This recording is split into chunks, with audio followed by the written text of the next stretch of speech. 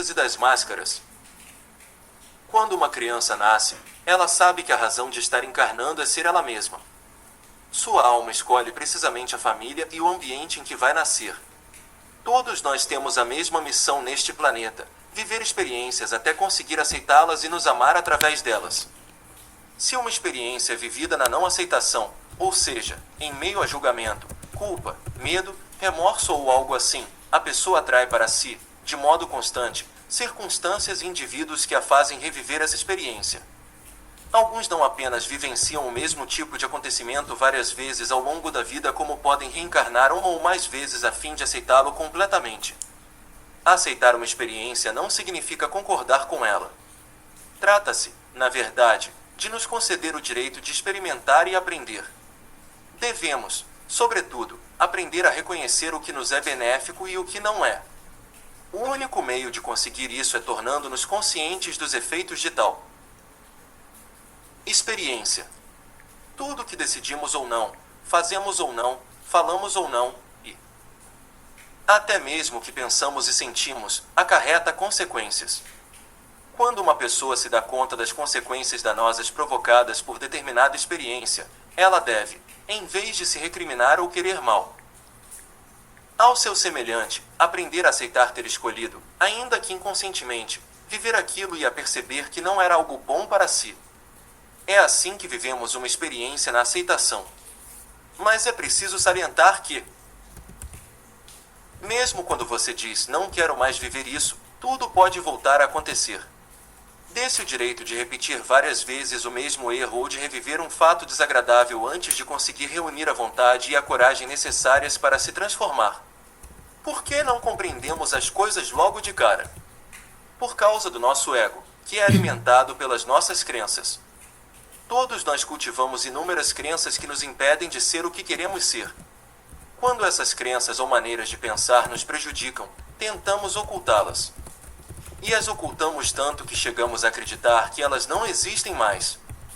Ficar quites com elas exige então que encarnemos várias vezes. Somente quando nossos corpos mental, emocional e físico estiverem em sintonia com o nosso Deus interior é que nossa alma será totalmente feliz. Tudo que é vivido na não aceitação se acumula no nível da alma. Esta, sendo imortal, retorna incessantemente, com grande bagagem acumulada em sua memória. Antes de nascer, decidimos o que queremos saudar durante a próxima encarnação. Mas essa decisão e tudo que acumulamos no passado não são gravados em nossa memória consciente. É apenas ao longo de nossa existência que nos tornamos gradualmente conscientes do nosso plano de vida e do que devemos pagar. Quando faço alusão a alguma coisa não quitada, refiro-me a uma experiência vivida na não aceitação. Há uma diferença entre aceitar uma experiência e aceitar a si mesmo. Tomemos como exemplo o caso de uma moça que foi rejeitada pelo pai, pois este desejava ter um menino. Numa situação assim, aceitar a experiência consiste em dar ao pai o direito de ter desejado um menino e rejeitado a filha. E, para essa moça, a aceitação de si consiste em dar-se o direito de ter odiado o pai e em perdoar-se por tê-lo odiado. Não deve existir nenhum julgamento com relação ao pai e ela própria, apenas compaixão e compreensão pelo sofrimento de cada um deles. Ela saberá que a experiência foi resolvida quando se permitir fazer ou dizer alguma coisa que faça o outro vivenciar uma rejeição. Outra maneira de ela saber que a situação foi realmente quitada e plenamente aceita é perceber que a pessoa que ela tiver rejeitado não irá lhe querer mal, pois sabe que ser rejeitado por alguém em determinados momentos da vida é algo que acontece com todo mundo. Não se deixe levar pelo ego, que costuma tentar, por todos os meios, nos fazer crer que resolvemos uma situação. Muitas vezes pensamos, ora, compreendo que o outro tem agido assim apenas para não precisarmos olhar para nós mesmos e nos perdoar. Nosso ego, dessa forma, tenta encontrar uma maneira furtiva de esquivar-se de situações desagradáveis. Às vezes aceitamos uma situação ou uma pessoa sem termos nos perdoado ou nos permitido odiá-la. Isso se chama aceitar tão somente a experiência. Repito, é importante fazer a diferença entre a aceitação da experiência e a aceitação de si. Esta última é difícil de realizar, pois nosso ego recusa-se a admitir que todas as experiências penosas que vivemos têm como objetivo nos mostrar que agimos da mesma maneira com nossos semelhantes. Já reparou que, quando você acusa alguém de alguma coisa, esse mesmo alguém acusa você da mesma coisa? Daí a importância de aprender a se conhecer e a se aceitar. É isso que nos possibilita vivenciar cada vez menos situações dolorosas. Só depende de você decidir tomar as rédeas e ser dono da sua vida em vez de deixar seu ego controlá-la. Fazer face a tudo isso, no entanto, exige uma boa dose de coragem, pois inevitavelmente tocamos em velhas feridas que podem doer muito, sobretudo se as arrastamos conosco há várias vidas. Quanto mais você sofre por causa de uma situação ou de uma pessoa específica, mais antigo é o problema. Para ajudá-lo, você pode contar com seu Deus interior, que é onisciente. Ele conhece tudo, onipresente, ele está em toda parte, e onipotente, ele é todo-poderoso. Essa força está sempre presente, agindo em você. Ela atua de maneira a guiá-lo para as pessoas e situações necessárias para que você cresça e evolua conforme o plano de vida escolhido antes de seu nascimento. Antes mesmo de nascer, seu Deus interior atrai sua alma para o ambiente e a família de que você precisará em sua próxima vida.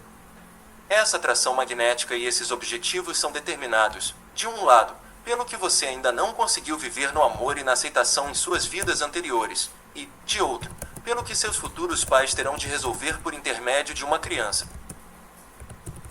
Como você. É isso que explica por que pais e filhos geralmente têm as mesmas feridas para curar. Ao nascer, você não tem mais consciência de tudo o que aconteceu e se concentra principalmente nas necessidades da sua alma, que espera que você se aceite com seus defeitos, conquistas, forças, fraquezas, desejos, personalidade, etc. Todos nós temos tais necessidades. Entretanto, pouco depois de nosso nascimento, percebemos que, quando ousamos ser nós mesmos, perturbamos o mundo dos adultos ou daqueles que nos são próximos. Deduzimos, portanto, que ser natural não é direito, não é correto. Essa descoberta é dolorosa e provoca acessos de raiva, principalmente na criança. Esses acessos se tornam tão frequentes que passamos a achar que são normais. São designados como crises da infância ou, mais tarde, crises da adolescência. Podem até ter se tornado comuns para os humanos, mas naturais é que certamente não são. Uma criança que age com naturalidade, que é equilibrada e se dá o direito de ser ela mesma não é acometida por esse tipo de crise. Infelizmente, crianças assim quase não existem. Na verdade, observei que a maioria das crianças passa por 4 fases. Após conhecer a alegria de ser ela mesma, a primeira fase de sua existência, ela conhece a dor de não ter o direito de agir assim, a segunda fase. Então vem o período de crise e revolta, a terceira fase. Para mitigar a dor, a criança se resigna e termina por criar uma nova personalidade, tornando-se o que os outros querem que ela seja. Algumas pessoas permanecem paralisadas na terceira fase a vida inteira, isto é, vivem continuamente revoltadas ou em situação de crise. É durante a quarta fase que criamos diversas máscaras, novas personalidades, que servem para nos proteger do sofrimento vivido por ocasião da segunda. As 5 máscaras que criamos correspondem às 5 grandes feridas básicas vividas pelo ser humano. Anos e anos de observação me permitiram constatar que todos os sofrimentos humanos podem ser condensados em 5 feridas. Ei-las em ordem cronológica, conforme cada uma surge no curso de uma vida. Rejeição, abandono, humilhação, traição, injustiça. Quando permitimos que nosso ego, com seus medos e crenças, dirija nossa vida, não somos fiéis ao nosso Deus interior e às necessidades de nosso ser. O uso de máscaras é a consequência de querermos esconder, de nós mesmos ou dos outros, aquilo que ainda não quitamos. Essa atitude é uma forma de traição. Que máscaras são essas? Aqui estão elas, acompanhadas das feridas que tentam esconder. Ferida máscara. Rejeição escapista. Abandono dependente. Humilhação masoquista. traição controlador, injustiça rígido.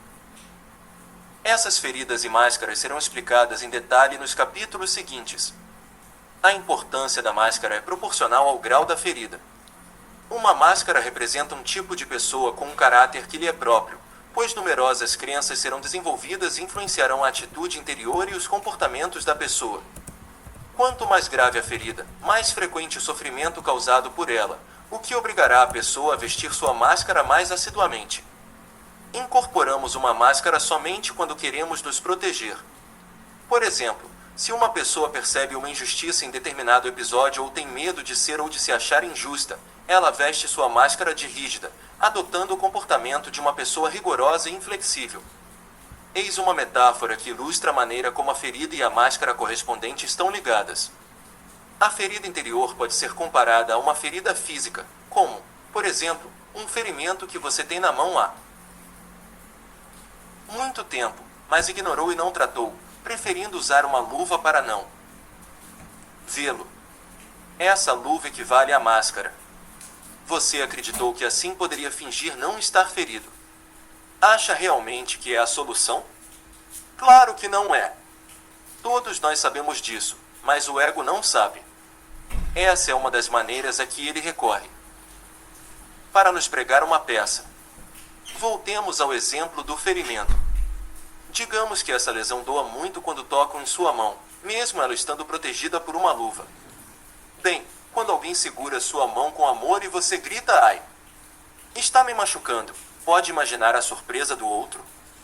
Ele realmente quis machucar? Não, pois, afinal, se você sofre com esse toque é porque decidiu não tratar a ferida. A outra pessoa não tem culpa de sua dor. É assim com todas as feridas emocionais. São muitas as ocasiões em que nos julgamos rejeitados, abandonados, traídos, humilhados ou tratados de forma injusta. Na realidade, todas as vezes que nos sentimos feridos, nosso ego acredita que outro indivíduo deve ser recriminado. Sempre procuramos culpar alguém pela nossa dor. Às vezes culpamos a nós mesmos, e isso é tão injusto quanto culpar outra pessoa. Na vida, não existem pessoas culpadas, apenas pessoas sofredoras. Sei agora que quanto mais acusamos, a nós ou aos demais, pelo nosso sofrimento, mais a experiência se repete. A acusação só serve para nos deixar infelizes. Porém, quando olhamos com compaixão aquele que sofre, os acontecimentos, as situações e as pessoas começam a se transformar. As máscaras que criamos para nos proteger são visíveis em nossa aparência exterior. Costumo me perguntar se é possível diagnosticar as feridas nos bebês. No meu caso, divirto-me observando meus 7 netos, que, no momento em que escrevo estas linhas, têm entre 7 meses e 9 anos. Já começo a ver, na maioria deles, suas feridas externadas em sua aparência física. Em contrapartida, em 2 de meus 3 filhos pude observar que seu corpo de adulto manifesta feridas distintas das que eu via quando eram crianças e adolescentes. O corpo é tão inteligente que sempre encontra um meio de nos informar o que devemos quitar. Na realidade, é nosso Deus interior que utiliza o nosso corpo para falar conosco. Nos próximos capítulos, você descobrirá como reconhecer suas máscaras e as dos outros. No último capítulo, falo dos novos comportamentos a serem adotados para curar essas feridas negligenciadas e, assim, parar de sofrer. A transformação das máscaras que escondem essas feridas acontece naturalmente. Entretanto, é importante não nos prendermos aos termos empregados para designar as feridas ou as máscaras. Uma pessoa pode ser rejeitada e sofrer de injustiça, outra pode ser traída e vivenciar isso como uma rejeição, outra ainda pode ser abandonada e se sentir humilhada, e assim por diante. Quando chegarmos à descrição de cada ferida e de suas características, isso ficará mais claro para você. Os 5 tipos de comportamento descritos neste livro podem assemelhar-se aos descritos por outros estudos. Cada estudo tem sua peculiaridade e este não tem a intenção de abolir ou substituir os outros já empreendidos. Aliás, uma dessas teorias, elaborada pelo psicólogo Gerard Heymans há aproximadamente 100 anos, continua popular nos dias de hoje. Nela, encontramos 8 tipos de personalidade: o apaixonado, o colérico, o nervoso, o sentimental, o sanguíneo, o fleumático, o apático e o amorfo. Quando ele utiliza a palavra apaixonado para descrever um tipo de pessoa, isso não impede os outros tipos de viverem a experiência da paixão em suas vidas. Os termos utilizados têm a função de definir o caráter dominante de uma pessoa. Repito, então, que você não deve se prender ao sentido literal das palavras. Ao ler a descrição do comportamento e da atitude da máscara de cada ferida, é possível que você se reconheça em cada uma delas. No entanto, é muito raro uma pessoa carregar as 5 feridas. Daí a importância de memorizar a descrição do corpo físico, já que este reflete fielmente o que se passa no interior da pessoa. É muito mais difícil nos reconhecermos pelos planos emocional e mental. Lembre-se de que nosso ego não quer que descubramos todas as nossas crenças, pois é com elas que o alimentamos e é graças a elas que ele sobrevive. É possível que você sinta certa resistência ao tomar consciência de que as pessoas que sofrem de determinada ferida estão reagindo ao pai ou à mãe. Antes de chegar a tal conclusão, observei milhares de pessoas e verifiquei que a afirmação é verdadeira. Repito aqui o que digo em toda oficina que dou. Dos pais, aquele com o qual acreditamos nos entender melhor quando somos adolescentes é justamente aquele com quem temos mais coisas a acertar. É normal sentir dificuldade de aceitar que pensemos mal do pai ou da mãe que tanto amamos. A primeira reação a essa constatação é em geral a negação, depois a raiva e, por fim, a aceitação da realidade. É o início da cura. É possível que a descrição do comportamento e das atitudes ligados às diferentes feridas lhe pareça negativa. Ao reconhecer uma de suas feridas, é provável, então, que você resista a admitir que criou essa máscara para evitar sofrer. Essa resistência é muito normal e humana. Dê-se um tempo. Lembre-se de que, quando é sua máscara que o faz agir, você não está sendo você mesmo. Não é reconfortante saber, quando um comportamento de outra pessoa lhe desagrada, que isso indica que ela acaba de colocar uma máscara para evitar sofrer. Com isso em mente, será mais fácil ser tolerante e olhá-la com amor. Tomemos como exemplo um homem durão. Quando você descobre que ele se comporta assim para esconder a vulnerabilidade e o medo, sua abordagem muda, pois sabe que ele não é durão nem perigoso. Você mantém a calma e pode inclusive observar suas qualidades, em vez de temê-lo e ver apenas seus defeitos. É animador saber que, mesmo nascendo com feridas para serem curadas, as quais são regularmente despertadas por sua reação às pessoas e circunstâncias que o cercam, as máscaras que você criou para se proteger não são permanentes. Colocando em prática os métodos terapêuticos sugeridos no último capítulo, você verá suas máscaras ruírem pouco a pouco. Em consequência, sua atitude vai se transformar e, possivelmente, seu corpo também. No entanto, pode levar muitos anos até isso se manifestar no corpo físico, pois este, devido à matéria tangível de que é constituído, se transforma sempre lentamente. Nossos corpos mais sutis, emocional e mental, levam menos tempo para se modificar. Por exemplo, é muito fácil desejar emocional e imaginar-se, e mental, visitando outro país. A decisão de realizar essa viagem pode levar poucos minutos. Em contrapartida, o planejamento, organizar tudo, economizar o dinheiro necessário, etc., para sua concretização no mundo físico demandará mais tempo. Um bom meio de observar suas transformações físicas é se fotografar todos os anos. Tente fazer closes de todas as partes do seu corpo a fim de enxergar bem os detalhes. É verdade que algumas pessoas mudam mais depressa do que outras, assim como certos indivíduos podem conseguir concretizar sua viagem mais rapidamente do que outros. O importante é nunca deixar de trabalhar sua transformação interior, pois é isso que fará de você um ser mais feliz. Durante a leitura dos próximos 5 capítulos, sugiro que anote tudo o que julgue corresponder a você. Em seguida, releia os capítulos que descrevem melhor seu comportamento e, sobretudo, sua aparência física. Aspecto físico do escapista. Ferida da rejeição. Capítulo 2. A rejeição. Eis algumas definições que o dicionário nos fornece para a palavra rejeitar: repelir, afastar, recusar, pôr de lado, largar, não acolher, não assimilar, excluir. Muita gente tem dificuldade em estabelecer a diferença entre rejeitar e abandonar. Abandonar alguém é afastar-se dele em prol de outra coisa ou outro alguém, ao passo que rejeitar uma pessoa é rechaçá-la, não querer tê-la ao seu lado ou em sua vida.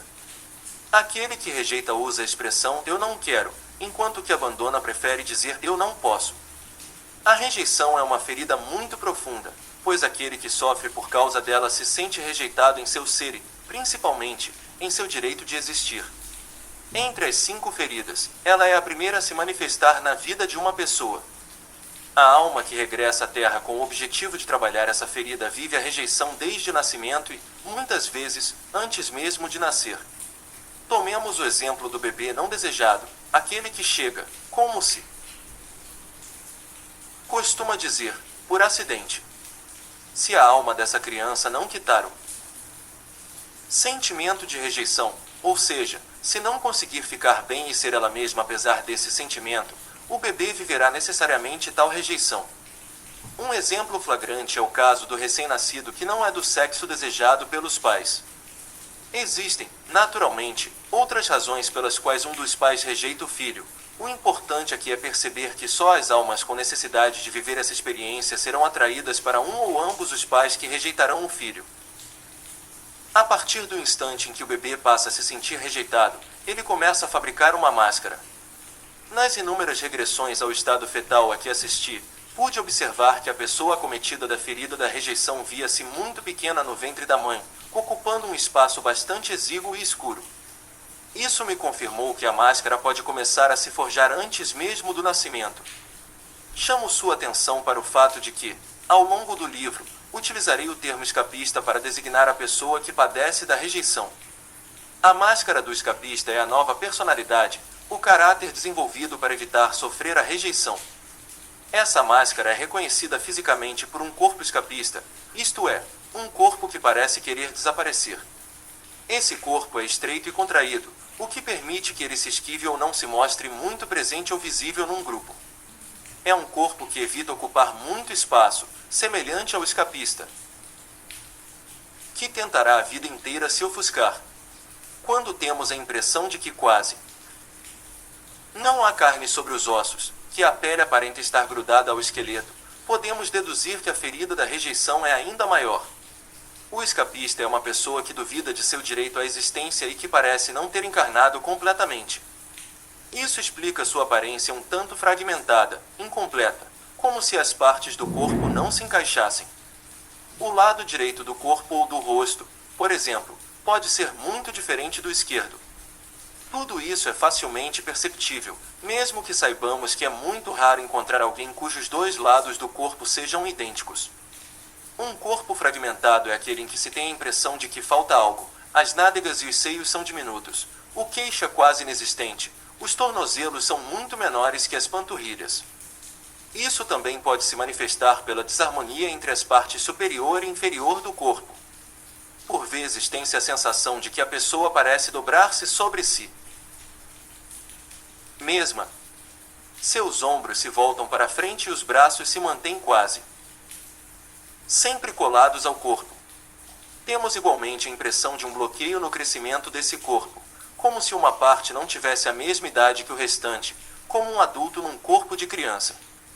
Quando você vir alguém com um corpo desproporcional que desperte sua compaixão, pode ter certeza de que essa pessoa sofre de uma ferida de rejeição.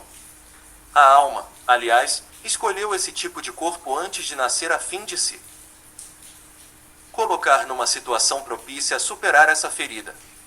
O rosto e os olhos do escapista são pequenos. Os olhos parecem vazios, pois a pessoa afetada por essa ferida tem uma grande tendência a se refugiar em seu mundo interior ou devanear. Observando sua fisionomia, às vezes temos a impressão de ver uma máscara, sobretudo em volta dos olhos, que parecem estar sempre com olheiras. É possível que ele próprio tenha a impressão de enxergar através de uma máscara. Algumas pessoas escapistas me contaram que essa impressão podia durar um dia inteiro ou apenas alguns minutos. Essa é uma forma de ausentar-se da realidade para evitar sofrer, então pouco importa o tempo. Quando uma pessoa possui todas as características mencionadas acima, sua ferida da rejeição é muito mais profunda do que se ela tivesse, por exemplo, apenas os olhos do escapista. Quando o corpo de alguém revela cerca de 50% das características físicas do escapista, podemos deduzir que ele utiliza sua máscara para se proteger da rejeição cerca de 50% do tempo. Seria o caso, por exemplo, de uma pessoa extremamente gorda com tornozelos minúsculos. Ter apenas uma parte do corpo correspondente às características do escapista indica que a ferida da rejeição é menor. Usar uma máscara significa não sermos nós mesmos. Acreditamos, desde muito jovens, que ela nos protegerá. A primeira reação de uma pessoa que se sente rejeitada é fugir. A criança prestes a criar para si uma máscara de escapista, ao sentir a rejeição, é aquela que viverá a maior parte do tempo em seu mundo imaginário. O que explica por que ela é, em geral, bem comportada e sossegada, não criando problemas e não fazendo barulho. Ela se diverte sozinha em seu mundo imaginário, erguendo castelos e fantasiando histórias. Pode inclusive achar que quando o bebê foi trocada no hospital ou que foi adotada. É o tipo de criança que inventa todos os motivos para não ficar em casa, que deseja, por exemplo, correr para a escola. Mas que, uma vez na escola, sentindo-se rejeitada ou se rejeitando, também não reconhece aquele ambiente como seu mundo. Uma senhora chegou a me contar que se sentia uma turista nos tempos de escola. Na verdade, porém, esse tipo de criança quer que percebamos que ela existe mesmo não acreditando muito em seu direito de existir. Como exemplo disso, penso numa garotinha que se esconde atrás de um móvel no momento em que seus pais estão com visitas em casa. Ao constatarem sua ausência, todos se põem a procurá-la, mas, mesmo vendo a preocupação geral, ela não deixa seu esconderijo e rumina: não quero que me encontrem. Quero que eles se deem conta de que existo. Eis uma garotinha que crê tão pouco em seu direito de existir que precisa criar situações para tentar provar isso a si mesma. Sendo geralmente uma criança franzina, ela lembra muitas vezes uma boneca, alguém frágil. Eis porque a mãe costuma superprotegê-la, dizendo que ela é muito pequena para isso, muito pequena para aquilo. A criança acredita nisso de tal forma que desenvolve problemas de crescimento. Para ela, ser amada torna assim então ser sufocada. Mais tarde, sua reação será rejeitar ou fugir quando alguém a amar, pois terá medo dessa sufocação. Uma criança superprotegida se sente rejeitada porque crê que não é aceita pelo que é. Para tentar compensar sua compleição franzina, os outros procuram fazer e pensar tudo por ela, e, em vez de se sentir amada nessas circunstâncias, a criança se sente rejeitada em suas capacidades. Seu desprendimento com relação às coisas materiais lhe cria dificuldades na vida sexual. Ela pode acabar acreditando que a sexualidade interfere com a espiritualidade. Várias mulheres escapistas já me disseram que julgavam que o sexo não era espiritual, sobretudo depois que se tornaram mães. Quando ficam grávidas, é comum os maridos se recusarem inclusive a fazer amor com elas. As pessoas escapistas têm dificuldade em conceber sua necessidade de sexualidade como um ser humano normal. Ou atraem situações em que são rejeitadas no plano sexual pelo parceiro ou se distanciam completamente da própria sexualidade. A ferida da rejeição é vivida com o genitor do mesmo sexo. Se você se reconhece na descrição de uma pessoa que se sente rejeitada, isso quer dizer que você viveu essa rejeição com seu pai, se você for homem, ou com sua mãe, se for mulher. Esse pai ou essa mãe, portanto, foi o primeiro a contribuir para despertar sua ferida já existente. Então é normal não aceitá-lo e censurá-lo a ponto de odiá-lo. O genitor do mesmo sexo tem como função nos ensinar a amar, a nos amar e a dar amor. O genitor do sexo oposto nos ensina a receber amor. Ao não aceitar aquele, de seus pais, que tem o mesmo sexo que o seu, também é normal decidir não elegê-lo como modelo. Se você se julga com essa ferida, essa não aceitação explica suas dificuldades em se aceitar e se amar. O escapista se julga sem valor, uma nulidade, um inútil. É por essa razão que ele vai tentar, por todos os meios, ser perfeito, para se valorizar a seus olhos e aos dos outros. A palavra nulidade e suas variantes estão bastante presentes em seu vocabulário quando ele fala de si ou dos outros. Ele é capaz de dizer coisas como: meu chefe me dizia que eu era insignificante, então fui embora. Minha mãe é inútil em tudo que se refere a tarefas domésticas. Meu pai sempre foi um zero à esquerda para minha mãe, assim como meu marido é comigo. Não a censuro por ter ido embora. Também utilizamos a palavra nada no mesmo sentido de nulidade. Por exemplo, sei que não valho nada, que os outros são mais interessantes do que eu. Pouco importa o que eu faça, nunca dá em nada, tenho sempre que recomeçar. Faço o que quiser, isso não me afeta em nada. Certa vez, um homem escapista contou, durante um workshop, que se sentia inútil e imprestável diante do pai. Ele disse: quando ele fala comigo, me sinto derrotado, sinto falta de ar e só penso em escapar. Sua presença é o suficiente para me oprimir. E uma senhora escapista me contou que, aos 16 anos de idade, decidiu que sua mãe não significava mais nada para ela quando esta lhe disse que ela podia desaparecer ou morrer, pois isso seria muito oportuno.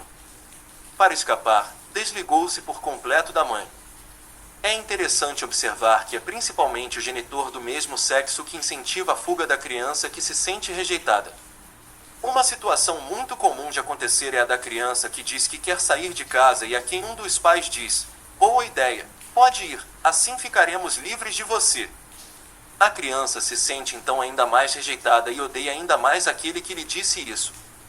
Esse tipo de situação acontece com um genitor que também tem a ferida da rejeição.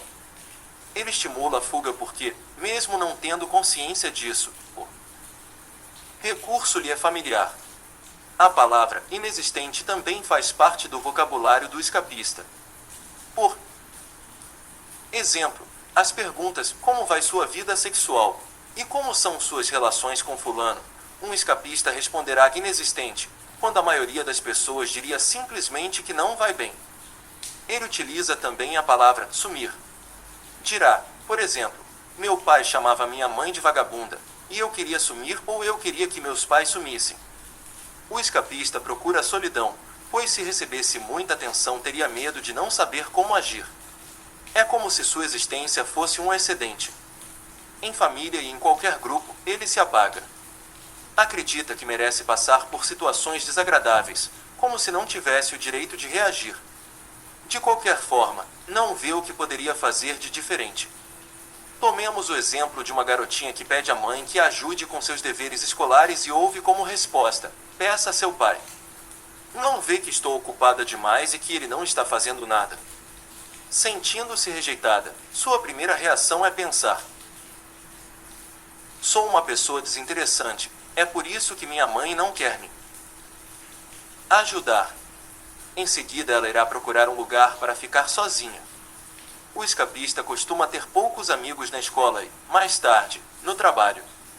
É considerado um solitário que precisa ser deixado em paz.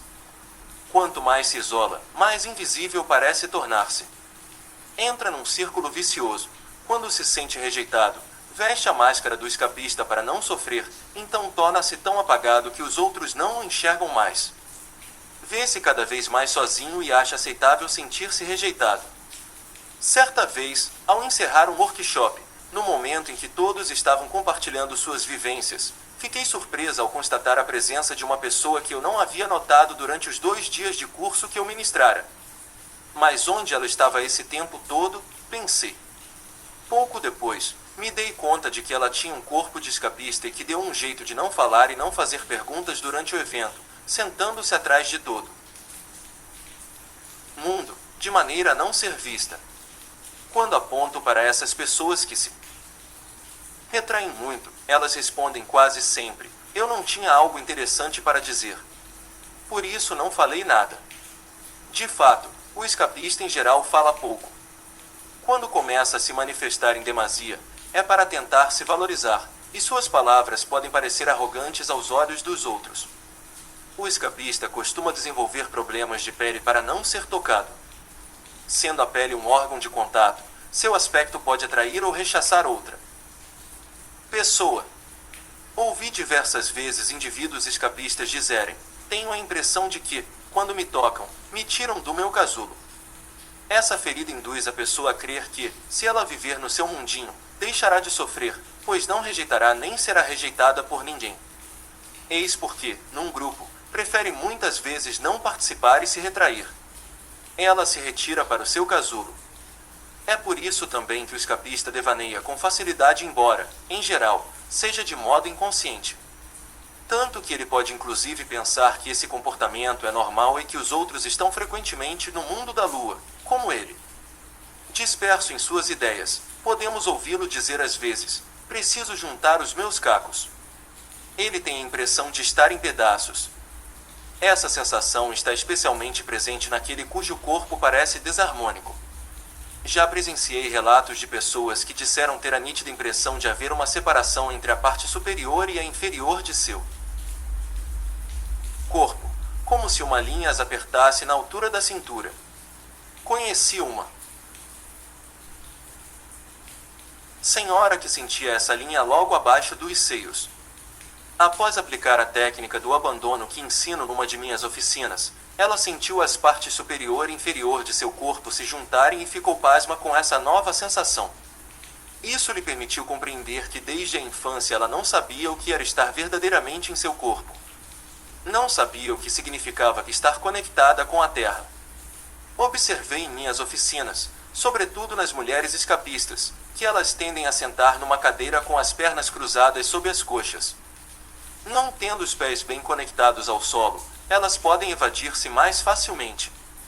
O fato de terem pagado o curso indica que, embora sintam dificuldade para se integrar, uma parte delas quer estar ali.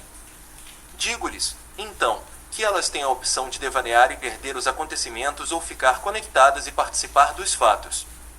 Como eu disse antes, o escapista não se sentiu aceito nem acolhido pelo genitor do mesmo sexo.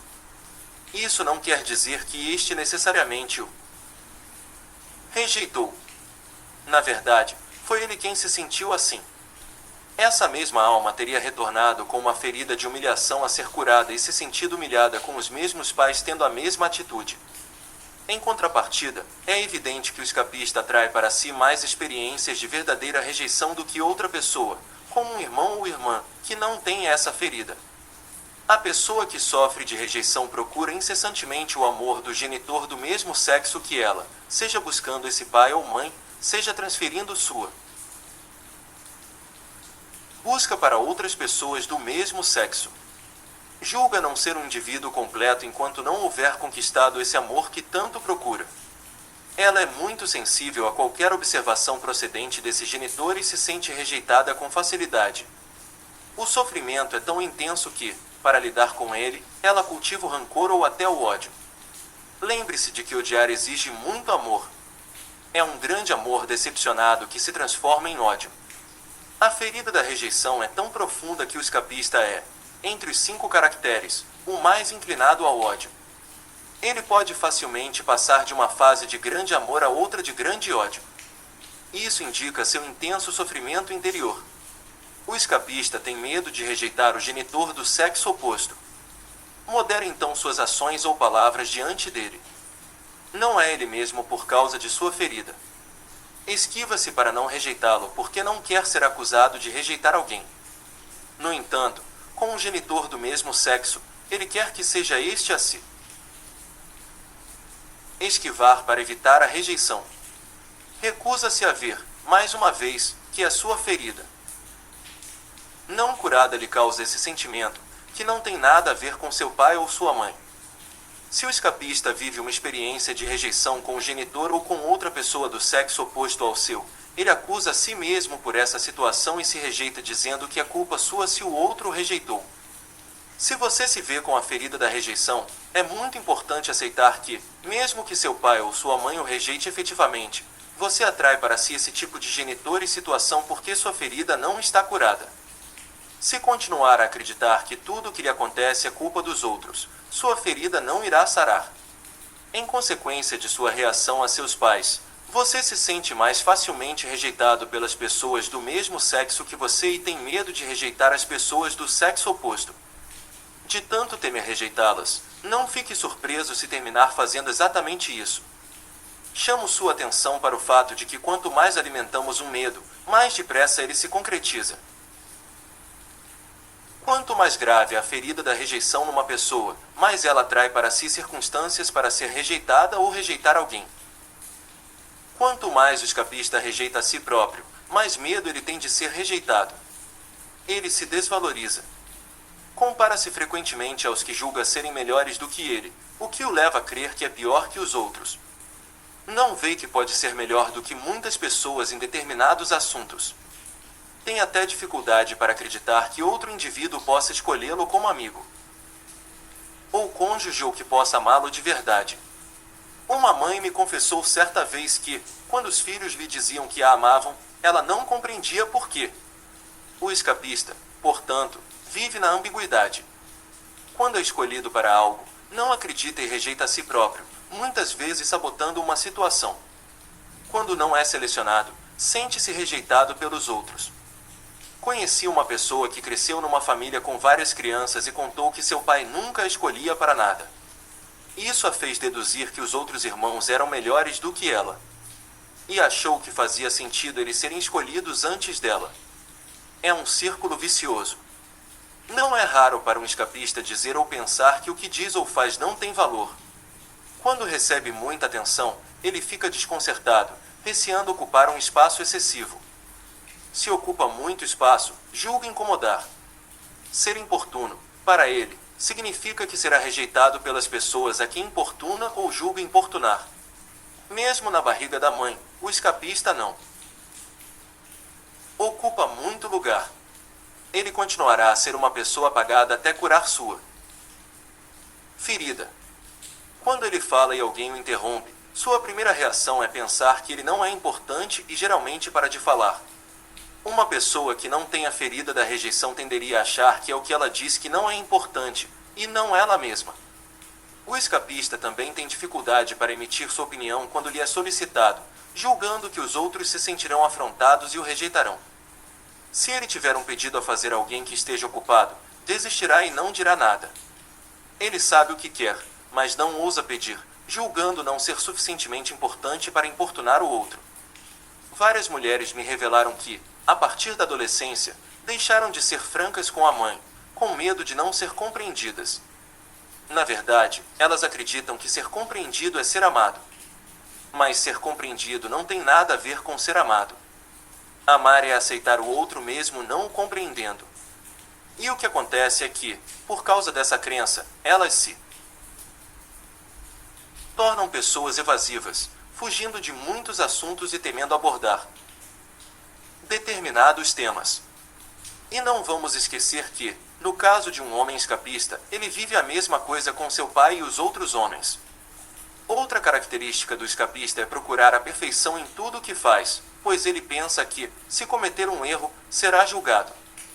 Para ele, ser julgado equivale a ser rejeitado.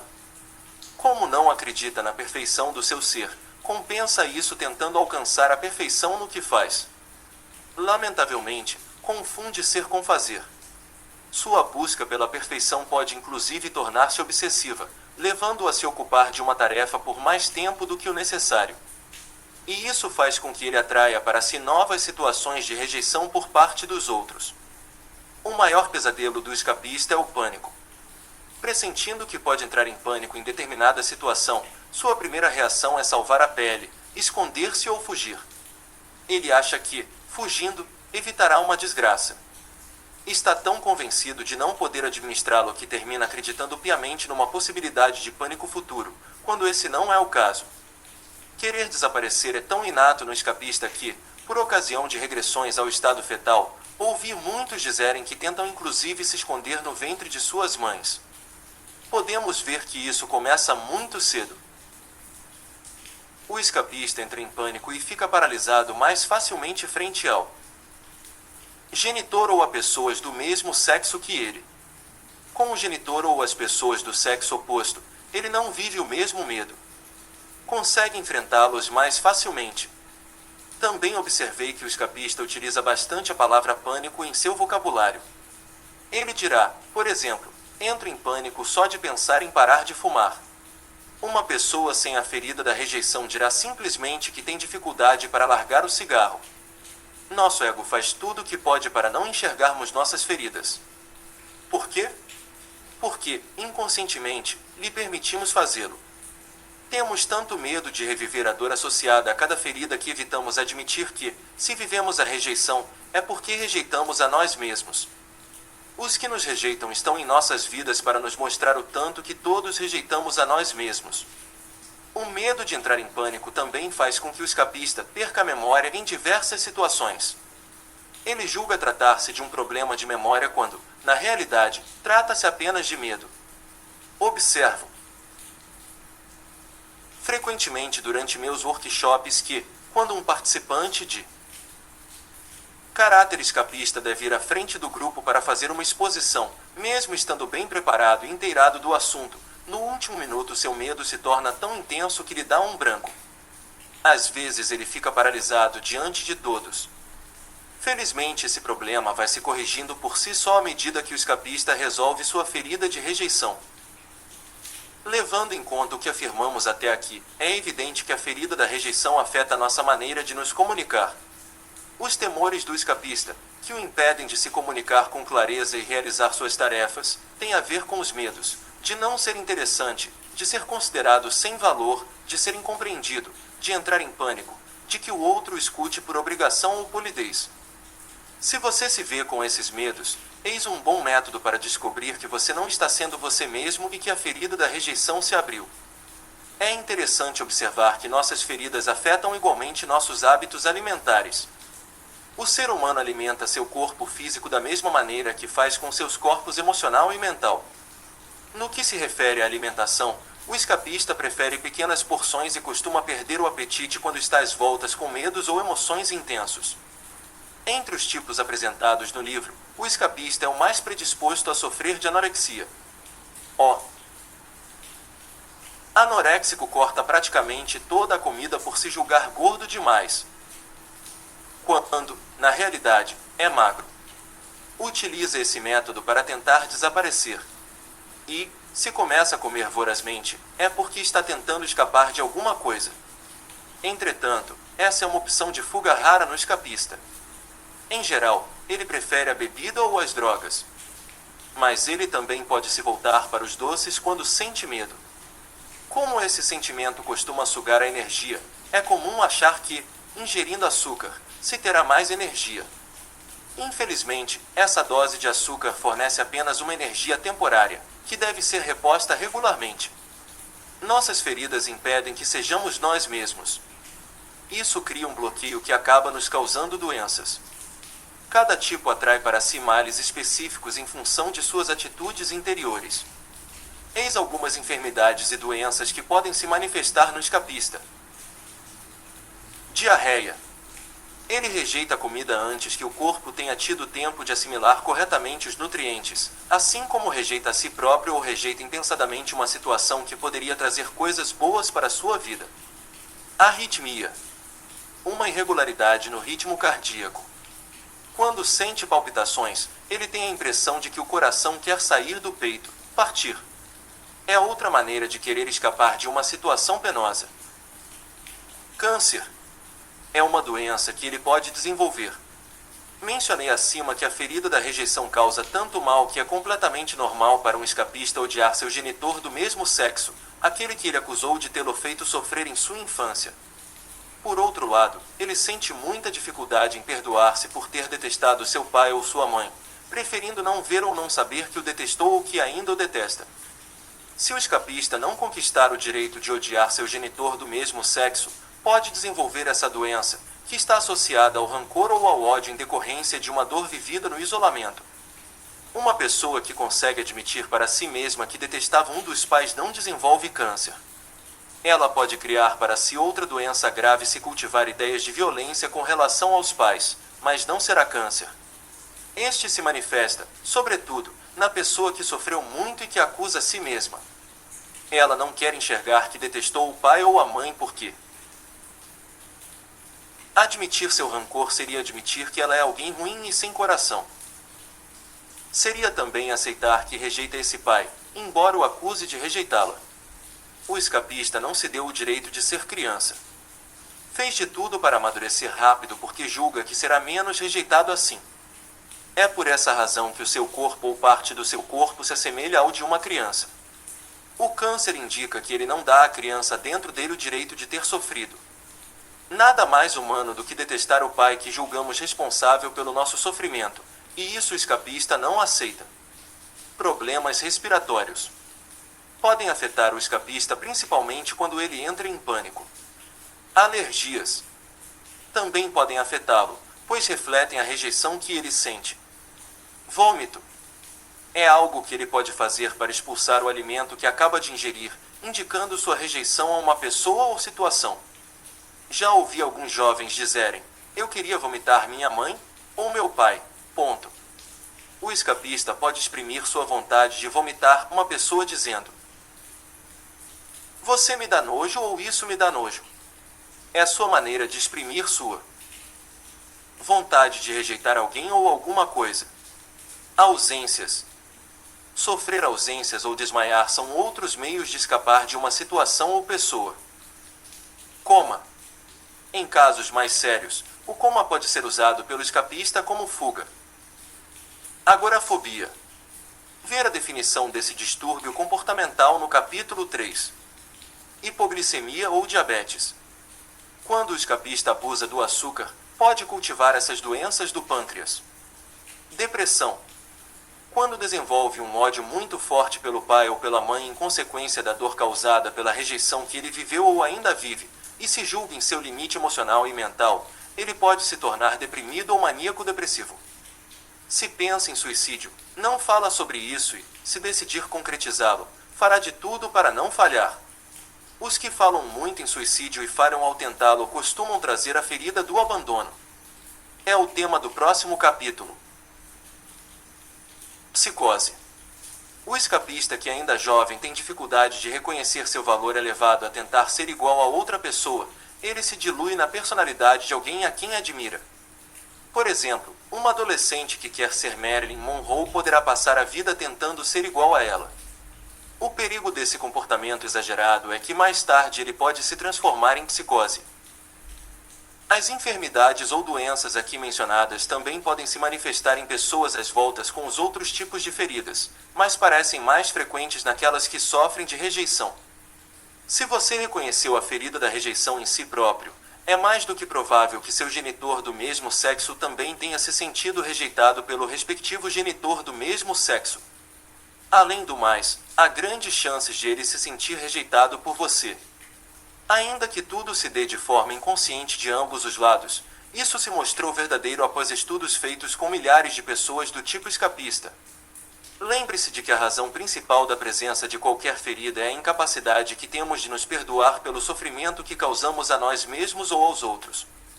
É difícil nos perdoarmos porque, em geral, nem percebemos que nos machucamos tanto. Quanto mais intensa a ferida da rejeição, mais evidente fica sua tendência a rejeitar a si mesmo ou a outras pessoas, situações ou projetos. Criticamos nos outros tudo o que nós mesmos fazemos e não queremos enxergar.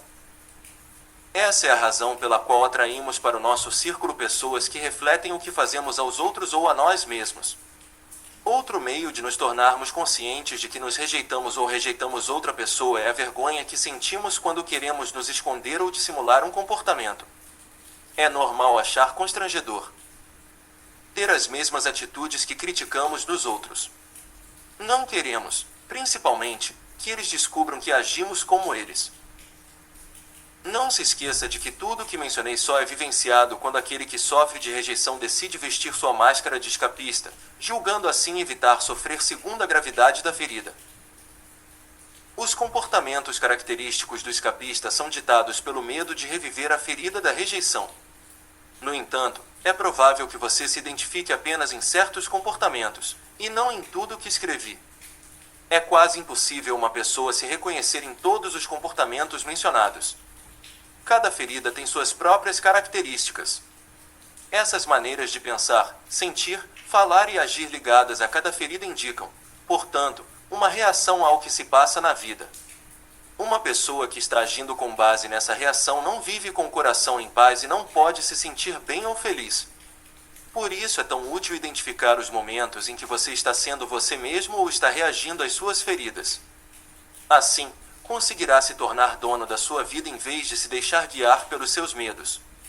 Este capítulo tem por objetivo ajudá-lo a tomar consciência da ferida da rejeição. Se você se reconhece na descrição da máscara do escapista, o último capítulo contém todas as informações de que irá precisar para curar essa ferida e voltar a ser você mesmo, deixando de acreditar que a vida se resume à rejeição. Se não se reconhece nessa ferida, sugiro que pergunte àqueles que o conhecem bem se eles concordam com você. Já mencionei que é possível ter somente feridas leves. Nesse caso, você só possuiria determinadas características. Ressalto a importância de confiar na descrição física, pois o corpo nunca mente.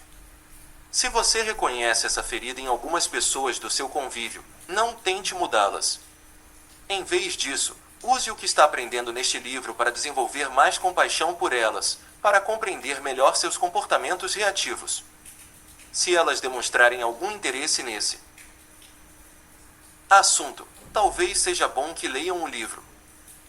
Características da ferida da rejeição. Despertar da ferida, da concepção até 1 ano de vida. Não sente o direito de existir. Manifesta-se com a figura parental do mesmo sexo. Máscara, escapista. Corpo, contraído, estreito, esguio ou fragmentado. Olhos, pequenos, com medo, por vezes com olheiras. Vocabulário, nulidade, nada, inexistente, sumir. Caráter, desprendimento com relação ao material perfeccionista. Intelectual. Passa de fases de grande amor a fases de ódio profundo. Não acredita em seu direito de existir. Dificuldades sexuais. Julga-se sem valor. Procura a solidão. Apagado. Capacidade de se tornar invisível. Descobre diferentes meios de fuga. Devaneia com facilidade. Julga-se incompreendido. Dificuldade de deixar viver sua criança interior. Maior medo, pânico. Alimentação, perda de apetite em virtude das emoções ou do medo. Come em pequenas porções. Para a fuga, açúcar, álcool ou drogas. Predisposição à anorexia. Doenças possíveis. Diarreia, item arritmia, item câncer, item problemas respiratórios, item alergias, item vômitos, item desmaios, item coma, item hipoglicemia, item diabetes, item depressão, item tendência ao suicídio, item psicose. Aspecto físico do dependente. Ferida do abandono. Capítulo 3. O abandono. Abandonar alguém é deixá-lo, largá-lo, não querer mais se preocupar com ele. Muitas pessoas confundem rejeição com abandono. Às vezes nos julgamos rejeitados, pois o outro nos repele, não nos quer mais ao seu lado. Não devemos nos prender à situação vivida, mas sim à dor vivida. Para saber qual ferida foi ativada, devemos estar atentos à nossa reação e à pessoa com quem vivemos o problema. Se é alguém do mesmo sexo que nós, a ferida ativada é sempre a da rejeição. Se a pessoa é do sexo oposto, é a ferida do abandono. A ferida vivida no caso de um abandono, assim como as 3 próximas feridas que analisaremos, trata do ter e do fazer. Somente a ferida da rejeição toca diretamente o ser. Veremos, aqui, alguns exemplos de situações capazes de despertar a ferida do abandono numa criança. Ela pode se sentir abandonada. Se sua mãe passar de repente a se ocupar com um novo bebê. O sentimento de abandono será ainda mais forte se o bebê necessitar de cuidados especiais por ser doente ou problemático. A criança terá a impressão de que a mãe a abandona continuamente para cuidar do outro. Começará a achar que será assim para sempre, que nunca mais terá de volta a mãe de antes. Se seus pais saem para trabalhar diariamente e dedicam pouco tempo a ela. Quando é levada para o hospital e seus pais têm que deixá-la lá, ela não compreende o que acontece. Se tem consciência de que foi um pouquinho malcriada nas semanas anteriores e que os pais se aborreceram com seu comportamento na ocasião, o sentimento de abandono pode ser ainda mais pronunciado. No hospital, ela pode resolver acreditar que os pais a abandonaram para sempre. Mesmo recebendo a visita diária dos dois, a dor gravada no momento em que ela se sentiu abandonada prevalece. Esse sofrimento a incita a criar uma máscara para si, julgando que esta ajudará a não reviver mais a dor. Quando os pais a deixam com alguém durante as férias, mesmo que seja com a avó. Se sua mãe está sempre doente e seu pai vive muito ocupado ou ausente e ela é obrigada a se virar sozinha. Conheci uma senhora que viveu um medo terrível quando seu pai faleceu. Sua morte, que ela encarou como um abandono, foi muito marcante, pois na época sua mãe não cansava de lhe dizer que a expulsaria de casa assim que ela fizesse 21 anos. Essa senhora, que se sentia rejeitada pela mãe, teve medo porque pensava o tempo todo: o que vai acontecer comigo sem papai para cuidar de mim quando eu tiver que ir embora? Várias pessoas que sofrem da ferida do abandono relataram falta de comunicação com o genitor do sexo oposto quando eram jovens. Julgavam esse pai, ou mãe, fechado demais e o recriminavam por deixar o outro genitor ocupar todo o espaço. E estavam convencidas de que a figura parental do sexo oposto não se interessava por elas. De acordo com minhas observações, a ferida do abandono é vivida com o genitor do sexo oposto. Em contrapartida, observei que muitas vezes uma pessoa que sofre de abandono também vivencia a rejeição. Quando jovem, por exemplo, a menina se sente rejeitada pela mãe e abandonada pelo pai, que, a seu ver, deveria ter lhe dado mais atenção e cuidado para que ela fosse aceita pela mãe. Uma criança pode se sentir abandonada pelo genitor do mesmo sexo, mas, na realidade, é a ferida da rejeição que ela vivencia. Por quê? Porque o genitor do mesmo sexo que não liga para ela age assim por rejeitar a si mesmo e, no fundo, a criança percebe isso.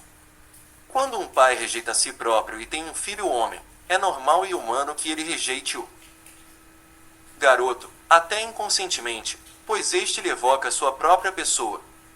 O exemplo da senhora que perdeu o pai aos 18 anos ilustra bem essa dupla ferida de rejeição e abandono. Aprofundando um pouco mais esse estudo de caráter, você perceberá que a maioria das pessoas tem mais de uma ferida. Mas nem todas elas sentem o mesmo grau de dor. Os que sofrem de abandono não se sentem alimentados afetivamente. A falta de alimento físico também pode despertar a ferida do abandono, que se manifesta normalmente antes dos 2 anos de idade. A máscara que o indivíduo cria para si a fim de tentar esconder de si próprio sua ferida é a do dependente. Utilizarei então essa palavra para descrever a pessoa que sofre de abandono. Irei designá-la ao longo de todo o livro como dependente. Quem utiliza essa máscara exibe um corpo carente de tônus. Um corpo esguio, magro e apático indica uma ferida do abandono mais profunda. O sistema muscular é pouco desenvolvido e parece não ser capaz de manter o corpo ereto. Este exprime exatamente o que se passa no interior da pessoa. O dependente acredita que não pode conquistar nada sozinho e que precisa de outra pessoa para auxiliá-lo. Seu corpo reflete essa necessidade de apoio. Não é difícil ver em sua figura a criancinha que precisa de ajuda. Grandes olhos tristes também indicam a ferida do abandono. As pernas são fracas. Os braços são compridos demais, pendendo ao longo do corpo. É o tipo de indivíduo que parece não saber o que fazer com os braços, principalmente quando há outras pessoas olhando. Ele também pode ter uma aparência curvada, como se a coluna não fosse capaz de suportar completamente seu peso. E algumas partes do corpo, como ombros, seios, nádegas, bochechas, barriga, saco escrotal, podem ser caídas ou flácidas. Como se pode ver, a característica mais marcante no dependente é a falta de tônus muscular. Se você perceber isso em alguém, provavelmente essa pessoa adota a máscara de dependente para esconder a ferida do abandono. Não se esqueça de que é a intensidade da ferida que determina a espessura da máscara. Uma pessoa muito dependente terá sempre as características mencionadas acima. Se um indivíduo tem apenas algumas delas, é porque sua ferida é mais leve. É importante observar que, no caso de uma pessoa gorda que carece de tônus em determinadas partes do corpo, seu excesso de peso pode indicar outra ferida, que nós analisaremos mais adiante. Você deve aprender a diferenciar a máscara do escapista da do dependente. Pode haver duas pessoas muito magras ao seu lado e uma ser escapista e a outra, dependente. Ambas podem ter tornozelos pequenos e punhos finos. A diferença é perceptível sobretudo no tônus. O escapista, apesar de sua magreza ou baixa estatura, mantém-se aprumado, ao passo que o dependente adota uma postura apática. O escapista parece ter a pele mais colada nos ossos, porém com um sistema muscular sólido, enquanto o dependente é mais adiposo, embora careça de tônus. Quando uma pessoa sofre das duas feridas, da rejeição e do abandono, é possível detectar em seu corpo determinadas características do escapista e do dependente. A ferida que salta mais aos olhos indica aquela de que a pessoa sofre com mais regularidade. Olhar as pessoas à sua volta para descobrir suas feridas é um excelente exercício de intuição. Como o corpo diz tudo sobre a pessoa, há cada vez mais gente tentando modificar sua aparência física, geralmente por meio da cirurgia plástica ou da malhação. Quando tentamos esconder nosso corpo, buscamos dissimular as feridas que ele representa.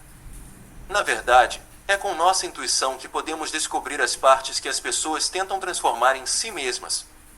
Por exemplo, observando uma cliente durante uma consulta, notei que ela tinha seios firmes e bonitos, quando, na realidade, a minha primeiríssima impressão era a de que ela tinha os seios caídos. Foi um flash de poucos segundos.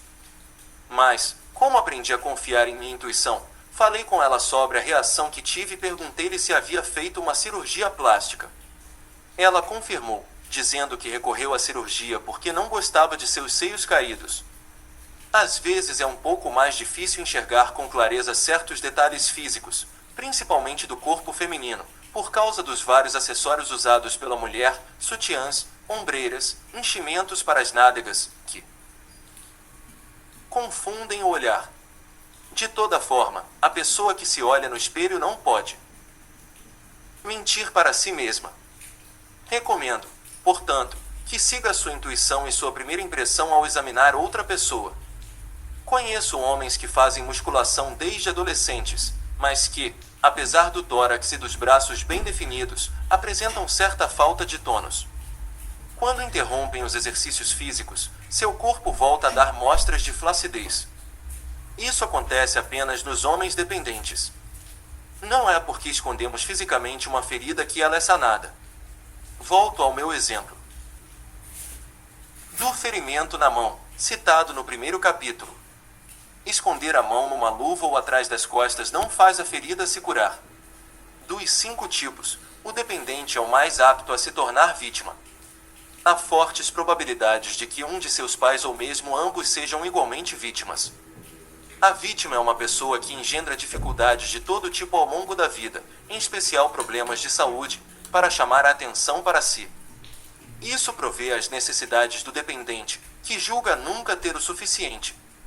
Ele acha que, se não conseguir atrair a atenção do outro, não poderá contar com seu apoio. Podemos notar esse fenômeno nos dependentes quando eles ainda são muito jovens. A criança dependente precisa sentir que, se der um passo em falso, contará com alguém para ajudá-la a se recuperar. É uma pessoa que dramatiza muito. O mais ínfimo incidente ganha proporções gigantescas. Se, por exemplo, seu cônjuge não liga para avisar que chegará atrasado, ela pensa no pior e não compreende porque ele a deixa sem notícias, fazendo-a sofrer tanto. Ao depararmos com uma pessoa que se comporta como vítima, costumamos nos perguntar como ela consegue arranjar tantos problemas. O dependente, por sua vez, não vive esses incidentes como obstáculos. Ao contrário, encara seus problemas como dádivas, pois chamam a atenção dos outros para si. Isso impede que se sinta abandonado. Ser abandonado é mais doloroso do que encarar os múltiplos problemas que ele cria. Só um outro dependente pode realmente compreender isso. Quanto mais uma pessoa age como vítima, mais se agrava sua ferida do abandono. Pude constatar, entre outras coisas, que uma vítima costuma gostar de fazer o papel de salvador, como, Por exemplo, quando o dependente desempenha o papel de pai com relação a seus irmãos ou tenta tirar alguém que ele ama de uma dificuldade qualquer. São meios sutis de receber atenção. Na realidade, quando o dependente faz muito por outra pessoa, ele deseja, sobretudo, ser elogiado, sentir-se importante. No entanto, essa atitude acarreta dores nas costas, pois ele coloca sobre si responsabilidades que não são suas. Ele costuma ter altos e baixos. Durante certo tempo, está feliz e tudo corre bem. De repente sente-se infeliz e triste. Pergunta-se inclusive o porquê disso, já que essa situação é frequente e acontece sem motivo aparente. Mas, se ele procurar bem, descobrirá seu medo da solidão. A forma de ajuda de que o dependente mais carece é o apoio dos outros. Tenha ou não dificuldade para tomar decisões por si próprio, o dependente costuma pedir a opinião ou a aprovação dos outros antes de decidir qualquer coisa. Ele precisa se sentir amparado em suas decisões. Suas expectativas em relação aos outros estão ligadas ao que eles podem fazer para ajudá-lo. Mas não é uma ajuda física que ele procura, e sim o apoio de alguém no que ele faz ou quer fazer. Quando é apoiado, sente-se amado. O dependente pode parecer preguiçoso, pois não gosta de praticar esportes ou executar tarefas manuais sozinho.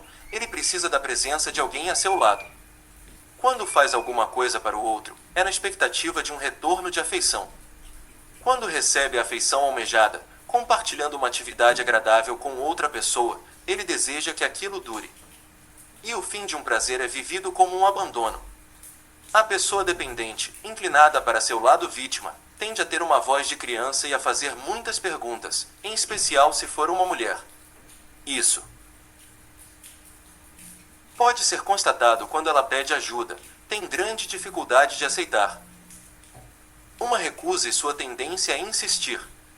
Quanto mais sofre ao receber um não como resposta, mais propensa ela fica a utilizar todos os meios para obter o que quer, ou seja, usando manipulação, manha, chantagem emocional, etc.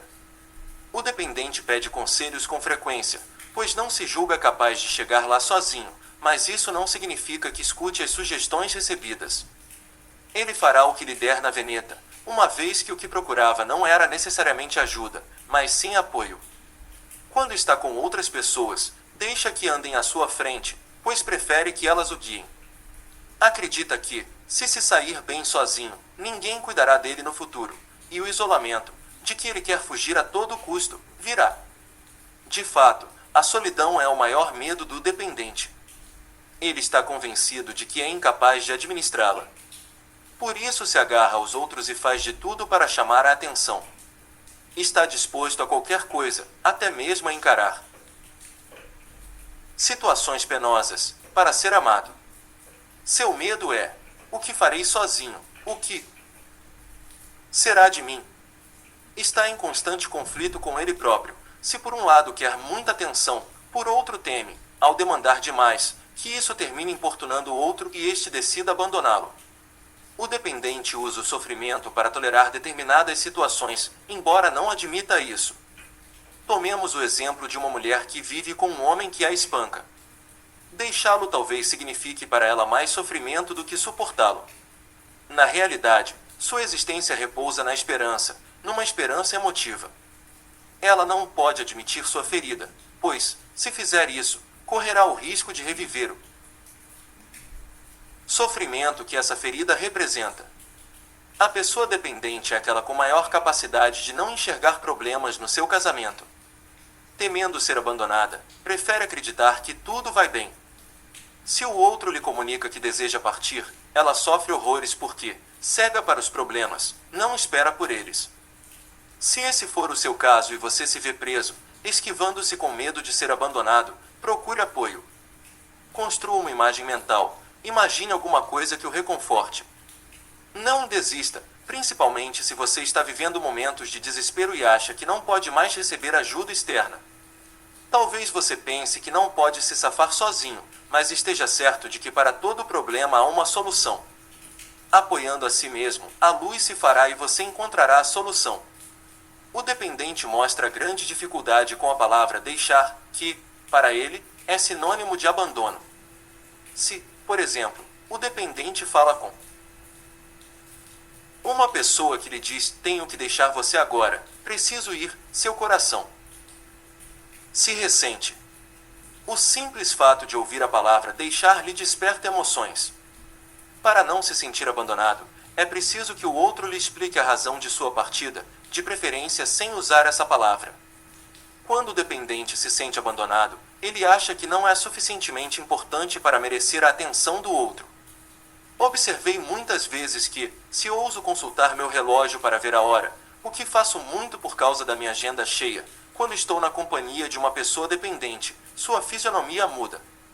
Sinto quanto aquele gesto a transtorna. Ela julga imediatamente que o meu compromisso é mais importante do que ela. Esse tipo de pessoa também tem dificuldade em deixar um lugar ou abandonar uma situação. Mesmo que o lugar para onde se dirige pareça agradável, ela fica triste ao pensar na partida. Tomemos o exemplo de alguém que parte para uma viagem de algumas semanas. Ele terá dificuldade em se despedir dos colegas, do trabalho ou do lar. E, quando chegar o momento de voltar para casa, ele viverá novamente uma resistência a deixar esse lugar, bem como as pessoas que lá se encontram. A emoção mais intensa vivida pelo dependente é a tristeza. Ele a sente no fundo de si, sem compreender nem poder explicar de onde ela vem. Para não senti-la, procura a presença dos outros. Pode, no entanto, tomar uma decisão drástica, ou seja, retirar-se, largar a pessoa ou situação que lhe causa essa tristeza ou esse sentimento de solidão. Ele não percebe que, todas as vezes que desiste de alguém ou de algo, também está cometendo um ato de abandono. Nesse momento de crise, ele pode inclusive pensar em suicídio. Em geral, é somente uma simples ameaça, pois tudo o que ele procura, na verdade, é apoio. Se ele tentar o suicídio, falhará. Se, depois de várias tentativas, ninguém resolver lhe dar apoio, é possível que termine conseguindo suicidar. Se o dependente costuma temer toda forma de autoridade.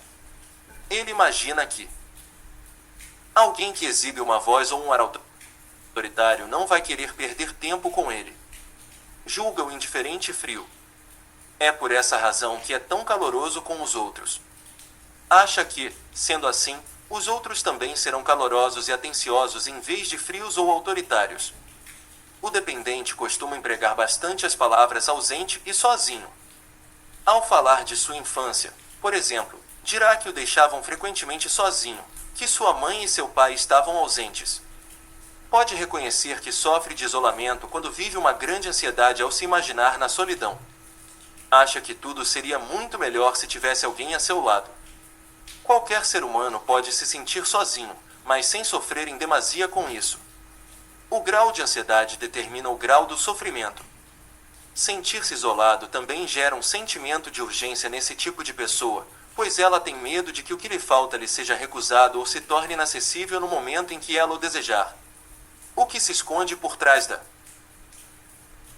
sensação de isolamento é: o indivíduo dependente se fecha inconscientemente para a coisa ou pessoa que tanto deseja junto a si. Ele não se abre para receber ou aceitar aquilo ou aquele que deseja por medo de não merecê-lo. Até porque ele tem medo das emoções que toda essa atenção poderia fazê-lo viver. É comum observarmos esse comportamento entre os inúmeros indivíduos que sabotam a própria felicidade. Assim que uma relação se torna mais intensa, eles dão um jeito de acabar com ela. A pessoa dependente chora com facilidade, sobretudo quando fala de seus problemas ou aflições. Em seu pranto, podemos sentir que ela acusa os outros de se esquivarem quando ela tem problemas ou adoece. Acusa até Deus de abandoná-la. Pensa que tem razão. Não percebe que ela própria é quem abre mão dos outros. Tampouco se dá conta da quantidade de projetos em curso que ela abandona. Seu ego lhe prega peças, como, aliás, faz a todos nós. O dependente precisa da atenção e da presença dos outros, mas não percebe a quantidade de vezes que não age com os outros como gostaria que agissem com ele. Por exemplo, ele gosta de sentar-se sozinho para ler um livro, mas não suporta que seu cônjuge faça o mesmo. Adora ir sozinho a certos lugares, mas se sentirá abandonado e desdenhado se o parceiro agir da mesma forma. Ele pensa, na verdade, não sou suficientemente importante para que ele me convide. Se não for chamado para uma reunião ou para um encontro ao qual acredita que deveria comparecer, se sentirá muito mal. E mergulhará numa grande tristeza, num sentimento de abandono e de autodesprezo. O dependente tem o hábito de tocar na pessoa amada. Em criança, a menina se liga fisicamente ao pai e o menino, à mãe. Num casal, é comum o dependente se apoiar no outro ou lhe dar a mão ou tocá-lo. Quando está de pé, ele procura se recostar numa parede ou numa porta. E, mesmo sentado, tem dificuldade de se manter aprumado, apoia seu braço no encosto ou afunda na cadeira. De todo modo, tem dificuldade de se manter ereto, tende a se inclinar para a frente. Quando você vir alguém procurando muita atenção numa reunião, observe seu corpo e verá o dependente que mora nele. Em minhas oficinas noto que há sempre pessoas aproveitando os intervalos para me fazer perguntas em particular. Constato invariavelmente que elas portam a máscara de dependente. Em geral, peço-lhes que me façam as mesmas perguntas durante a oficina, pois são boas questões e as respostas podem interessar aos outros participantes. Quando a aula recomeça, elas quase sempre se negam a perguntar qualquer coisa. O que lhes interessava era que eu lhes respondesse em particular. Às vezes, aconselho a essas pessoas que procurem uma terapia para obterem assim toda a atenção que desejam. Entretanto, essa solução tem seus limites, uma vez que pode alimentar a ferida em vez de curá-la. Outra maneira de chamar a atenção é ocupar uma função que implique acesso a um grande público. Muitos cantores, atores e artistas são dependentes. Eles se sentem bem no papel de vedete, de destaque. Numa consulta particular, o dependente é o tipo que mais costuma estabelecer uma transferência com seu terapeuta. Ele procura no profissional o apoio não recebido dos pais ou do cônjuge. Uma amiga psicóloga me contou que certo dia um cliente teve uma crise de ciúmes quando ela lhe comunicou que seria substituída por um colega durante suas 2 semanas de férias com o marido. Percebendo que o cliente fizera uma transferência, logo viu que se tratava de um perfil dependente.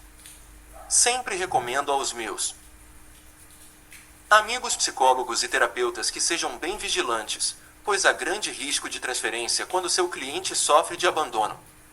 O dependente é uma pessoa que se entrosa facilmente com os outros, o que o leva a sentir-se responsável pela tristeza e felicidade alheias, da mesma forma que ele julga que os outros são responsáveis pela felicidade ou infelicidade que sente. Uma pessoa exclusivista, também denominada pessoa psíquica, sente as emoções dos outros e se deixa influenciar por elas com facilidade. Paradoxalmente, esse desejo de fusão engendra muitos medos, podendo inclusive chegar à agorafobia. Essa fobia consiste num medo doentio de espaços abertos e locais públicos. É a fobia mais comum. As mulheres são 2 vezes mais propensas a ela do que os homens.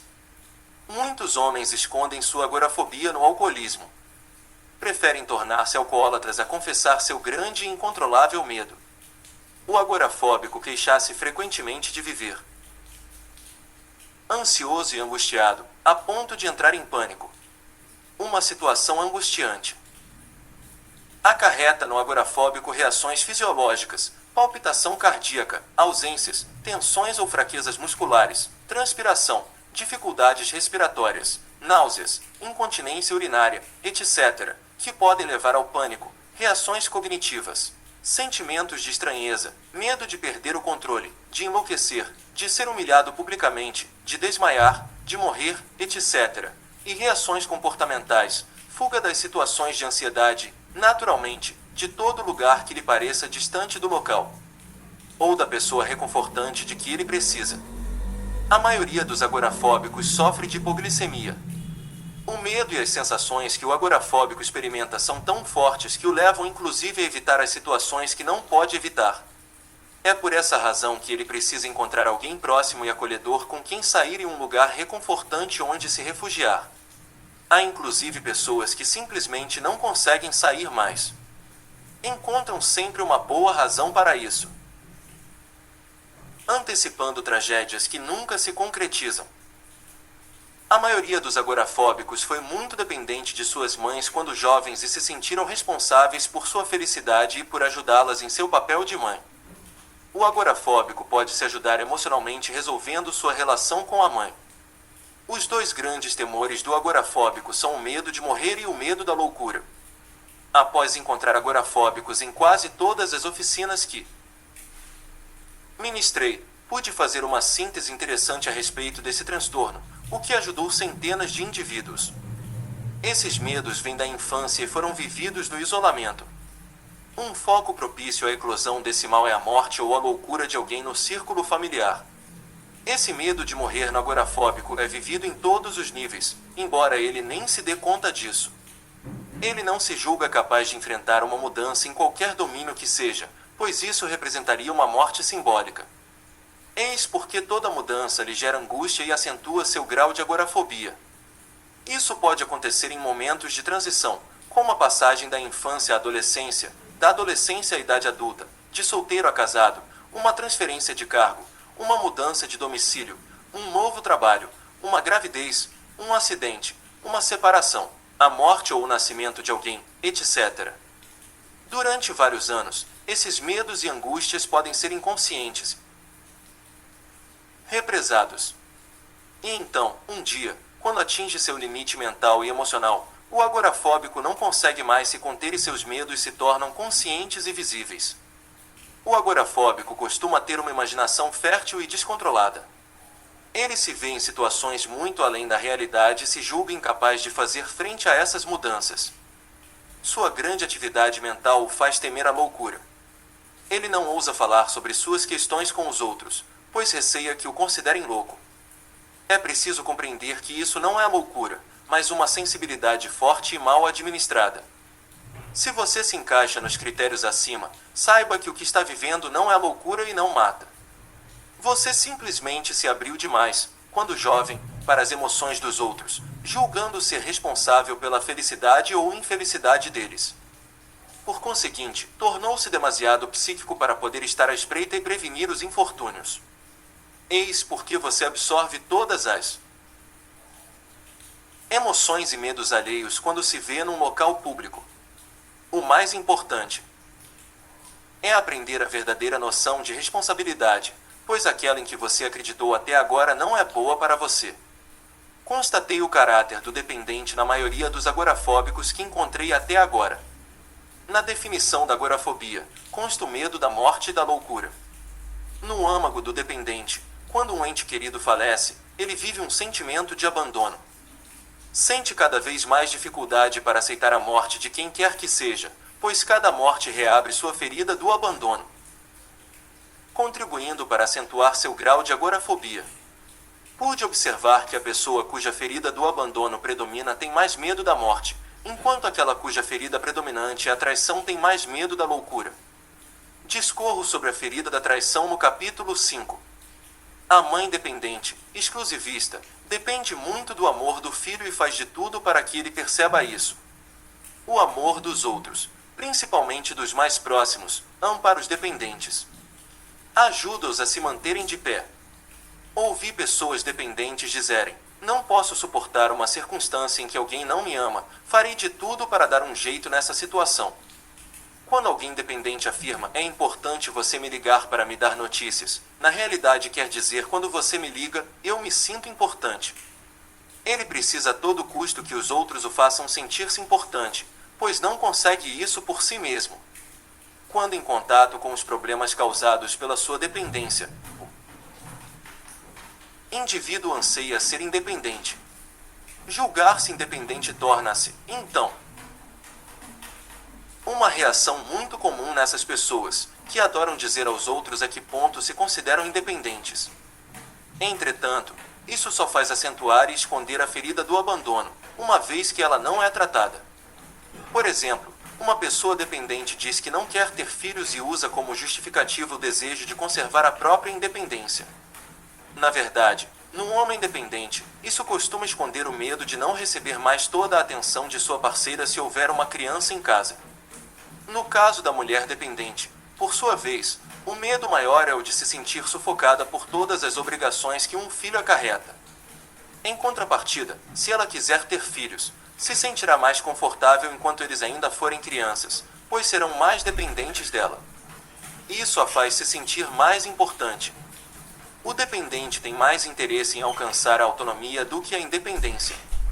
Explico como conseguir isso no último capítulo. Em sua vida sexual, o comportamento do dependente também é assim. Ele usa o sexo para prender o outro. Isso é mais perceptível na mulher. Quando a pessoa dependente se sente desejada por outra, ela se julga mais importante. Entre os 5 tipos, eu diria que a pessoa que receia ser abandonada é a que mais ama o sexo, tendo impulso sexual mais intenso que o seu cônjuge.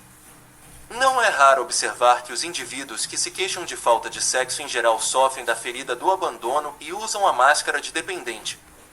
Quando a mulher dependente não deseja fazer sexo, ela não diz isso a seu parceiro. Prefere fingir desfrutar, pois não quer perder uma oportunidade de se sentir desejada. Conheci inclusive algumas mulheres que aceitaram manter seu relacionamento mesmo sabendo que o marido tinha outra.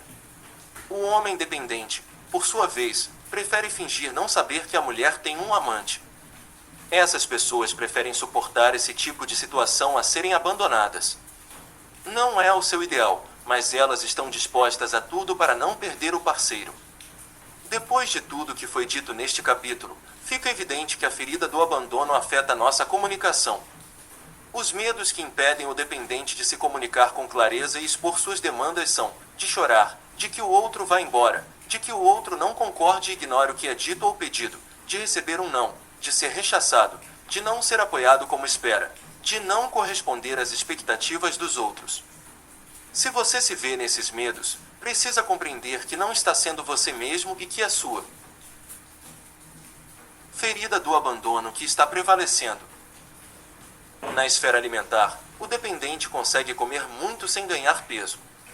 Como sua atitude interior geral é nunca ter o suficiente, é também essa mensagem que seu corpo recebe quando ele come. Seu corpo reage em consequência disso. Quando uma pessoa come, mesmo que muito pouco, pensando estar ingerindo muito, seu corpo recebe essa mensagem e reage como se fosse muito. E ela passa, então, a ganhar peso. No capítulo anterior, mencionei que o escapista tem tendência a se tornar anoréxico, enquanto o dependente tende mais para a bulimia. Minhas pesquisas me levam a concluir que, quando um homem dependente tem sintomas de bulimia, é porque ele procura nutrir-se de sua mãe, tamanha é a falta que sente dela. Quando a bulimia se manifesta numa mulher dependente, é o seu pai que lhe faz falta. Quando essas pessoas não têm substituto para o pai ausente, fazem uma transferência para a comida. A palavra devorar, aliás, está muito presente em seu vocabulário. Elas dirão, por exemplo, meu filho devora toda a minha energia ou o meu trabalho. Devora o meu tempo. O dependente prefere os alimentos macios aos alimentos duros. Em geral, também gosta muito de pão, que é o símbolo da terra provedora. Ele mastiga lentamente para fazer durar o prazer e a atenção, em especial quando está na companhia de outras pessoas. Aliás, as pessoas dependentes não gostam de fazer refeições sozinhas, principalmente fora de casa. Além disso, tendo dificuldade com a palavra deixar, nunca deixam nada no prato. Tudo isso se passa de maneira inconsciente. No tocante às doenças, o dependente em geral foi uma criança doente, fraca ou franzina. Eis alguns males que podem se manifestar nas pessoas que sofrem da ferida do abandono. Asma. Uma doença em que a expiração torna-se difícil ou penosa. No plano metafísico, essa doença indica que a pessoa recebe mais do que deveria e só dá com grande dificuldade. Bronquite. Quando o dependente sofre de um problema nos brônquios, isso indica que ele tem a impressão de não receber o suficiente de sua família, da qual depende extremamente. Ele tem interesse em acreditar que possui um lugar na família, e não precisa se esforçar para conseguir acreditar nisso. Problemas no pâncreas, hipoglicemia e diabetes, e nas glândulas suprarrenais. Por conta de seu lado psíquico exclusivista, o dependente é propenso a ter problemas no pâncreas e nas glândulas suprarrenais. Todo o seu sistema digestivo permanece frágil porque ele acredita não ter se alimentado adequadamente, mesmo que essa carência não tenha nenhuma relação com o plano físico. Embora a carência se situe no plano afetivo, seu corpo físico, sendo reflexo de seu psiquismo, recebe a mensagem dessa falta. Miopia. Doença comum nos dependentes, ela representa a dificuldade de enxergar longe. Está ligada ao medo do futuro, sobretudo de enfrentá-lo sozinho. Histeria. O dependente que alimenta muito o seu lado vítima pode vir a sofrer desse mal. Em psicologia, dizemos que a pessoa histérica é semelhante à criança que teme ser privada do leite materno e abandonada. É por isso que ela manifesta suas emoções de forma ruidosa. Depressão. Vários dependentes acabam sofrendo de depressão quando sua ferida é muito grave e eles percebem sua incapacidade de se sentir amados como desejariam. É também uma maneira de obter atenção. Enxaqueca. A pessoa dependente sofre desse mal porque evita ser ela mesma. Ela bloqueia seu verdadeiro eu. Faz malabarismos para ser o que os outros querem que ela seja ou vive demasiado na sombra das pessoas que ama. Doenças raras ou doenças ditas incuráveis. Pude observar que o dependente contrai com mais frequência enfermidades graves ou que exigem atenção especial. Ressalto que, quando a medicina taxa uma doença de incurável, ela nos anuncia, na realidade, que a ciência não descobriu ainda uma cura para ela. As doenças e indisposições acima mencionadas também podem se manifestar em pessoas com os outros tipos de ferida, mas parecem bem mais comuns nas pessoas que sofrem de abandono. Se você se reconhece na ferida do abandono, lembre que essa ferida foi gerada pelo genitor do sexo oposto ao seu e continua a ser ativada por qualquer outra pessoa do sexo oposto. Logo, é completamente normal e humano ter ressentimentos em relação a esse genitor ou a essas pessoas. Enquanto guardarmos ressentimento contra um de nossos pais, mesmo inconscientemente, nossas relações com todas as outras pessoas do mesmo sexo desse genitor serão difíceis. Em geral, o genitor responsável pela nossa ferida, pai no caso das mulheres e mãe no caso dos homens, também viveu a mesma ferida no passado, ativada pelo genitor do sexo oposto, que tem o mesmo sexo que você. As mesmas feridas se repetem de geração em geração. Lembre-se de que nossa incapacidade de nos perdoar pelo que fizemos aos outros, ou a nós mesmos, é a principal causa de uma ferida. É difícil para uma pessoa se perdoar, pois, em geral, ela nem mesmo percebe que se odeia. Quanto mais profunda a ferida do abandono, maior o grau de autoabandono ou de abandono a outras pessoas, situações ou projetos. Nós criticamos nos outros tudo o que nós mesmos fazemos e não queremos ver. Eis a razão por que atraímos para nosso convívio indivíduos que apontam o que fazemos de errado. Assim como na ferida da rejeição, a vergonha é um sentimento comum. É normal achar vergonhoso ter comportamentos que criticamos nos outros. Logo, é importante e urgente saudar tudo com nossos pais, pois é desse modo que deixaremos de repetir o mesmo tipo de situação. Pesquisas nas áreas da medicina e da psicologia constataram a perpetuação, de geração para geração, de doenças ou comportamentos destrutivos. Elas apontam para a existência de famílias de diabéticos, cardíacos, cancerosos, asmáticos, da mesma forma que para famílias de violentos, incestuosos, alcoólatras, etc. Se você reconhece em si próprio as características do dependente, mesmo tendo recebido muita atenção por parte do seu genitor do sexo oposto, eis o que pode ter acontecido. A atenção recebida talvez não tenha correspondido àquela que você desejava. Ou talvez você tenha se sentido sufocado por essa atenção. Posso citar como exemplo meu filho mais velho, em quem a figura do abandono permanece presente no corpo de adulto. Dos meus 3 filhos, ele foi o que recebeu mais atenção da minha parte. Ainda jovem e sem trabalhar fora, eu ficava em casa com ele. E era muito rígido e severo em situações que, segundo ele, não justificavam tal atitude. Eu não o largava, vigiava tudo o que fazia porque queria fazer dele um ser humano perfeito, segundo minha noção de perfeição. Hoje compreendo que não era esse o tipo de atenção que meu filho desejava. Ele, então, viveu a ferida do abandono e acho normal que tenha me culpado na juventude. Agora percebo que essa experiência fazia parte de seu plano de vida e que tínhamos de compreender várias coisas juntos. Ele precisava de uma mãe como eu para realizar seu processo de perdão frente ao abandono e eu precisava de um filho como ele para me ajudar a quitar algumas coisas com meu pai. Falarei mais sobre isso no capítulo sobre a traição.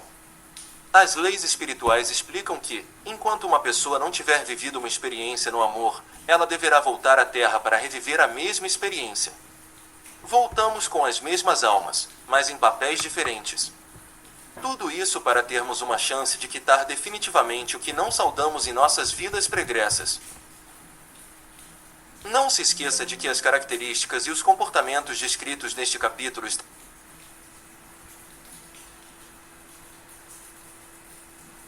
estão presentes apenas quando uma pessoa vítima de abandono veste sua máscara de dependente, julgando assim evitar o sofrimento. Conforme a gravidade da ferida e a intensidade da dor, essa máscara pode ser usada com maior ou menor frequência. Como acontece na ferida da rejeição e em todas as outras que trataremos. Daqui em diante, a pessoa sempre usa uma máscara específica por medo de reviver a ferida original. No caso deste capítulo, o indivíduo se esconde atrás da máscara do dependente para fugir do sentimento de abandono. Se você tem a ferida do abandono, provavelmente se reconheceu em alguns dos traços de personalidade que descrevi aqui. Mas reforço que, qualquer que seja a ferida, é quase impossível que alguém se identifique com todas as características referentes a ela. No entanto, quanto mais profunda for sua ferida, mais frequente será o uso da máscara, ou seja, mais características irá apresentar. Características da ferida do abandono. Despertar da ferida, entre 1 e 3 anos de idade com o genitor do sexo oposto. Falta de alimento afetivo ou do tipo de alimento desejado. Máscara, dependente. Corpo, comprido, magro, sem tônus, pernas fracas, dorso curvado, braços parecendo compridos demais e pendendo ao longo do corpo, partes do corpo caídas ou flácidas. Olhos, grandes, tristes. Olhar repuxado. Vocabulário, ausente, sozinho, não suporto, estou sendo devorado, não largam do meu pé. Caráter, vítima. Exclusivista. Necessidade de presença, de atenção, de apoio e, principalmente, de amparo. Dificuldade de fazer ou decidir alguma coisa sozinho. Pede conselhos, não necessariamente para segui-los. Voz de criança. Dificuldade de receber um não, de aceitar uma recusa. Triste. Chora com facilidade. Desperta compaixão. Prende-se fisicamente aos outros. Racional, busca independência. Gosta de sexo. Maior medo, solidão.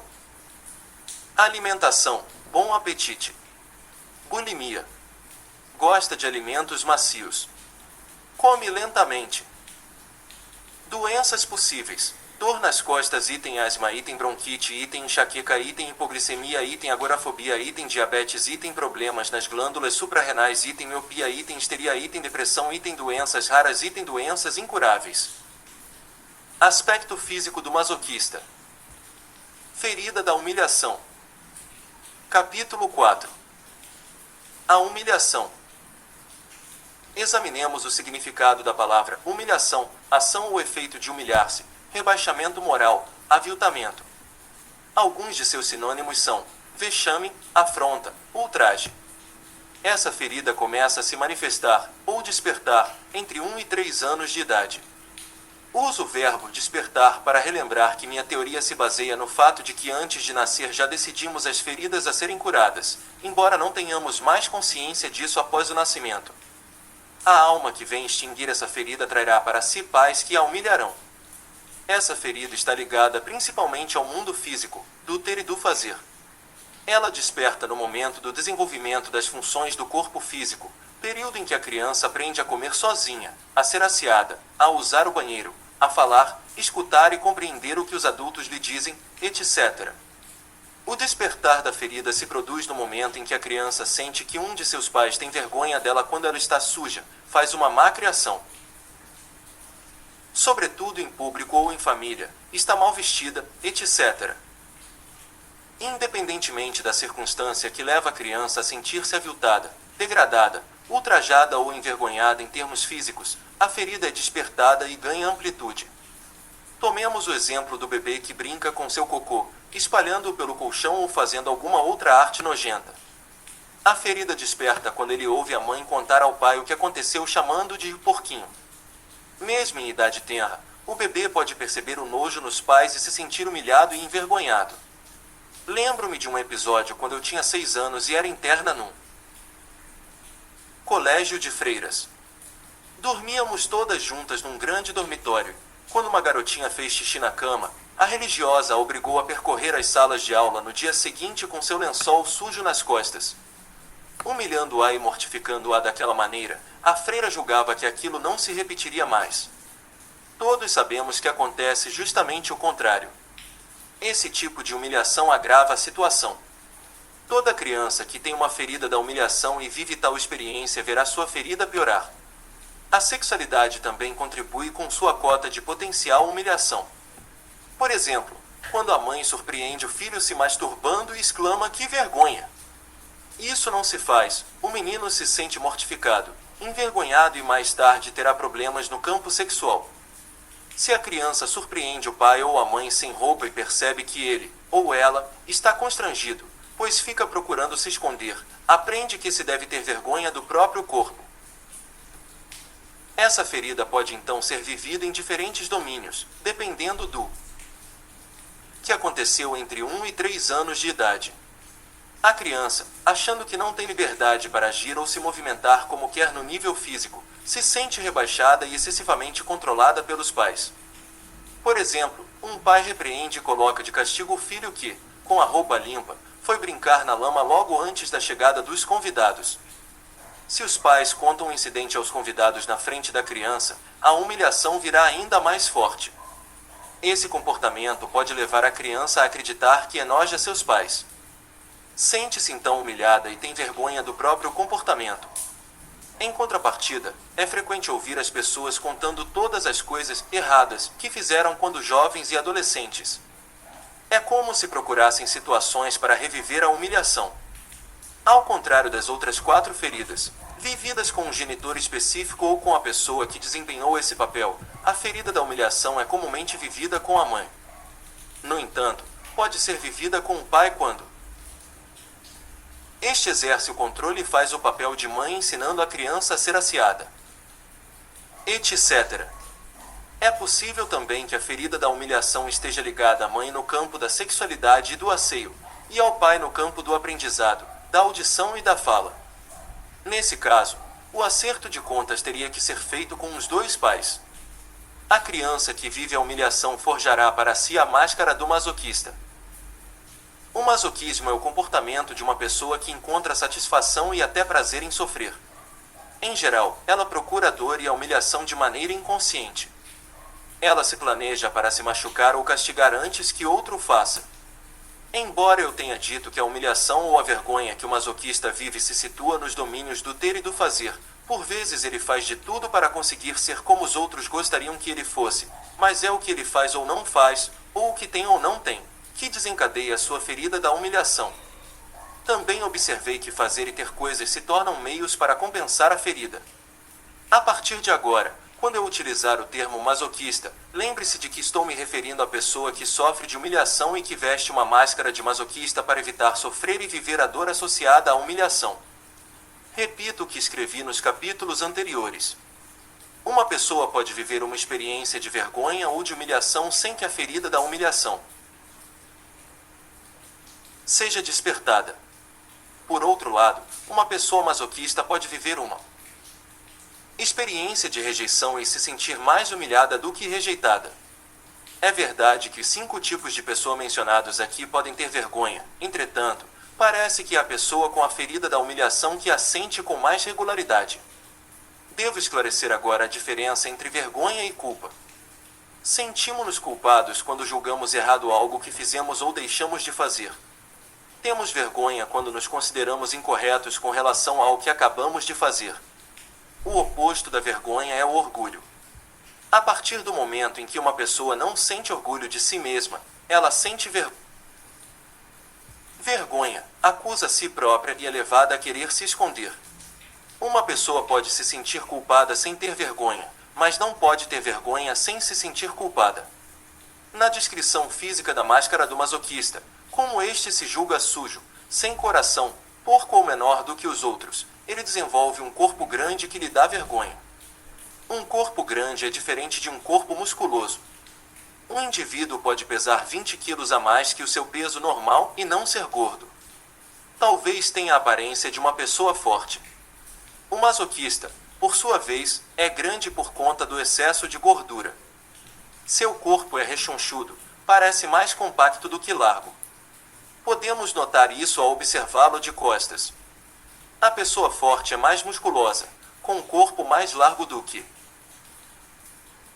compacto e, vista de costas, não dá a impressão de ser gorda. Essa descrição se aplica tanto às mulheres quanto aos homens.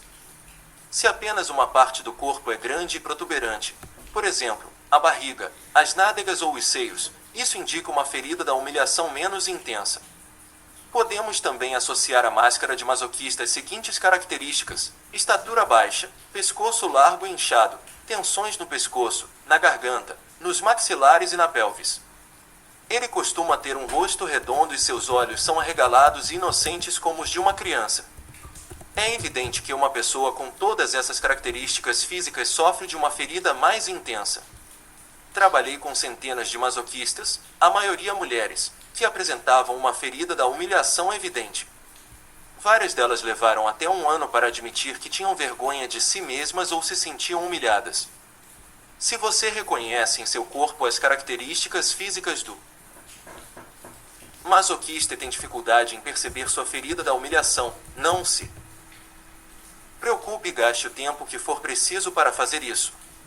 Aliás, não gostar de apressar as coisas constitui uma das características do masoquista. É difícil para ele, inclusive, acelerar o ritmo quando necessário, e sente vergonha por não conseguir chegar tão rápido quanto os outros. Ele precisa aprender a se dar o direito de avançar no próprio ritmo. É difícil reconhecer a máscara do masoquista nas pessoas que conseguem controlar bem o peso. Se você é do tipo que ganha peso com facilidade e fica gordinho quando não controla a alimentação, é possível que tenha essa ferida da humilhação e ela esteja momentaneamente oculta. Essa rigidez que lhe permite controlá-la é explicada no capítulo 6 deste livro. Querendo se mostrar firme e não ser controlado por aqueles que o humilham, o masoquista passa a ser muito dinâmico e sua coluna sofre. Tomemos como exemplo o caso de uma mulher que, querendo agradar ao marido, aceita que a sogra venha morar em sua casa. Pouco tempo depois, a sogra fica doente e ela se julga então obrigada a cuidar dela. O masoquista tem o dom de se colocar em situações em que deve cuidar de alguém. Assim, esquece cada vez mais de si mesmo. Quanto mais coisas carrega nas costas, mais peso ganha. Toda vez que o masoquista tenta fazer tudo pelos outros, ele deseja, na realidade, criar restrições e obrigações para si próprio. Ele acredita que despender tempo para ajudar os demais é algo que não lhe trará vergonha. No entanto, muitas vezes, sente-se humilhado porque os outros se aproveitam dele. Aliás, ele raramente se sente reconhecido pelo que faz. Ouvi várias mulheres masoquistas dizerem que estavam cheias de bancar a empregada. E, embora se queixassem, continuavam a agir assim, pois não percebiam que elas mesmas haviam criado tais obrigações.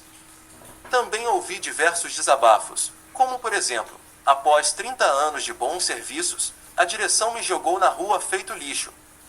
Esse tipo de pessoa, que se considera dedicada, não se sente realmente reconhecida. Além disso, é fácil perceber o sentimento de humilhação exposto nessa frase. Uma pessoa não masoquista tenderia a dizer, após 30 anos de serviço, eles me despediram, sem usar o termo lixo. O masoquista não compreende que, fazendo tudo para os outros, os degrada e humilha, fazendo-os sentir que, sem sua ajuda, não serão bem-sucedidos. É comum, inclusive, o masoquista afirmar perante a família e os amigos que determinada pessoa não faz nada sem ele, e isso diante da própria pessoa, que se sentirá duplamente humilhada. É importante que ele se dê conta de que não precisa ocupar tanto espaço na vida de seus conhecidos.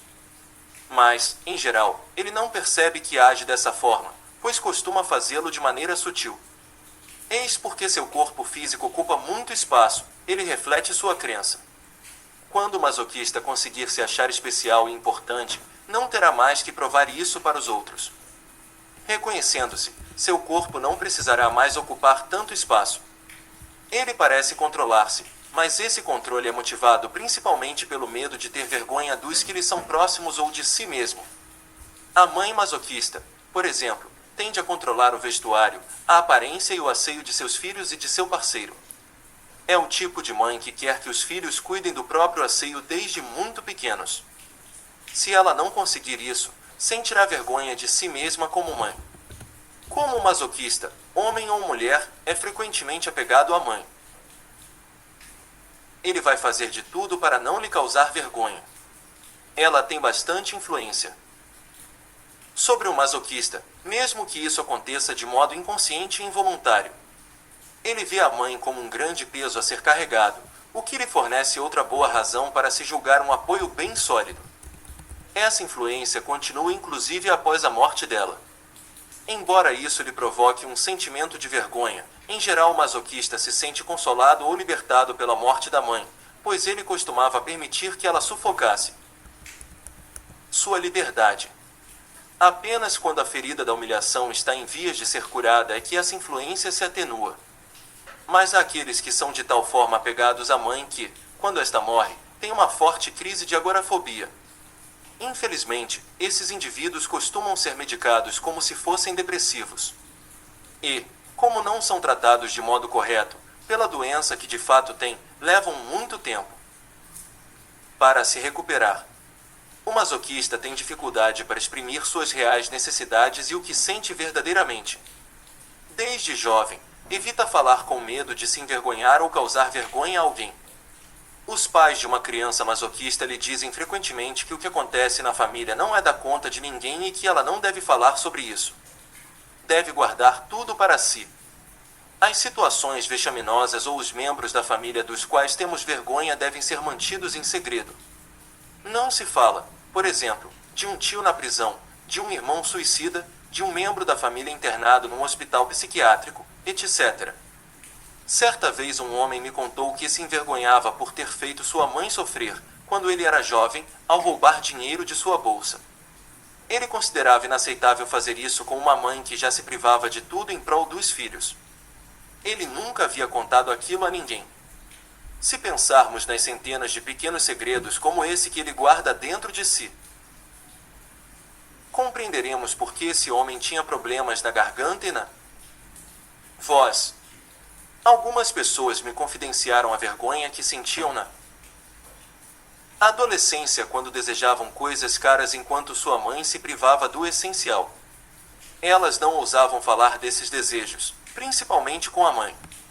Em geral, o masoquista chega ao ponto de perder contato com os próprios desejos para não desagradar a mãe.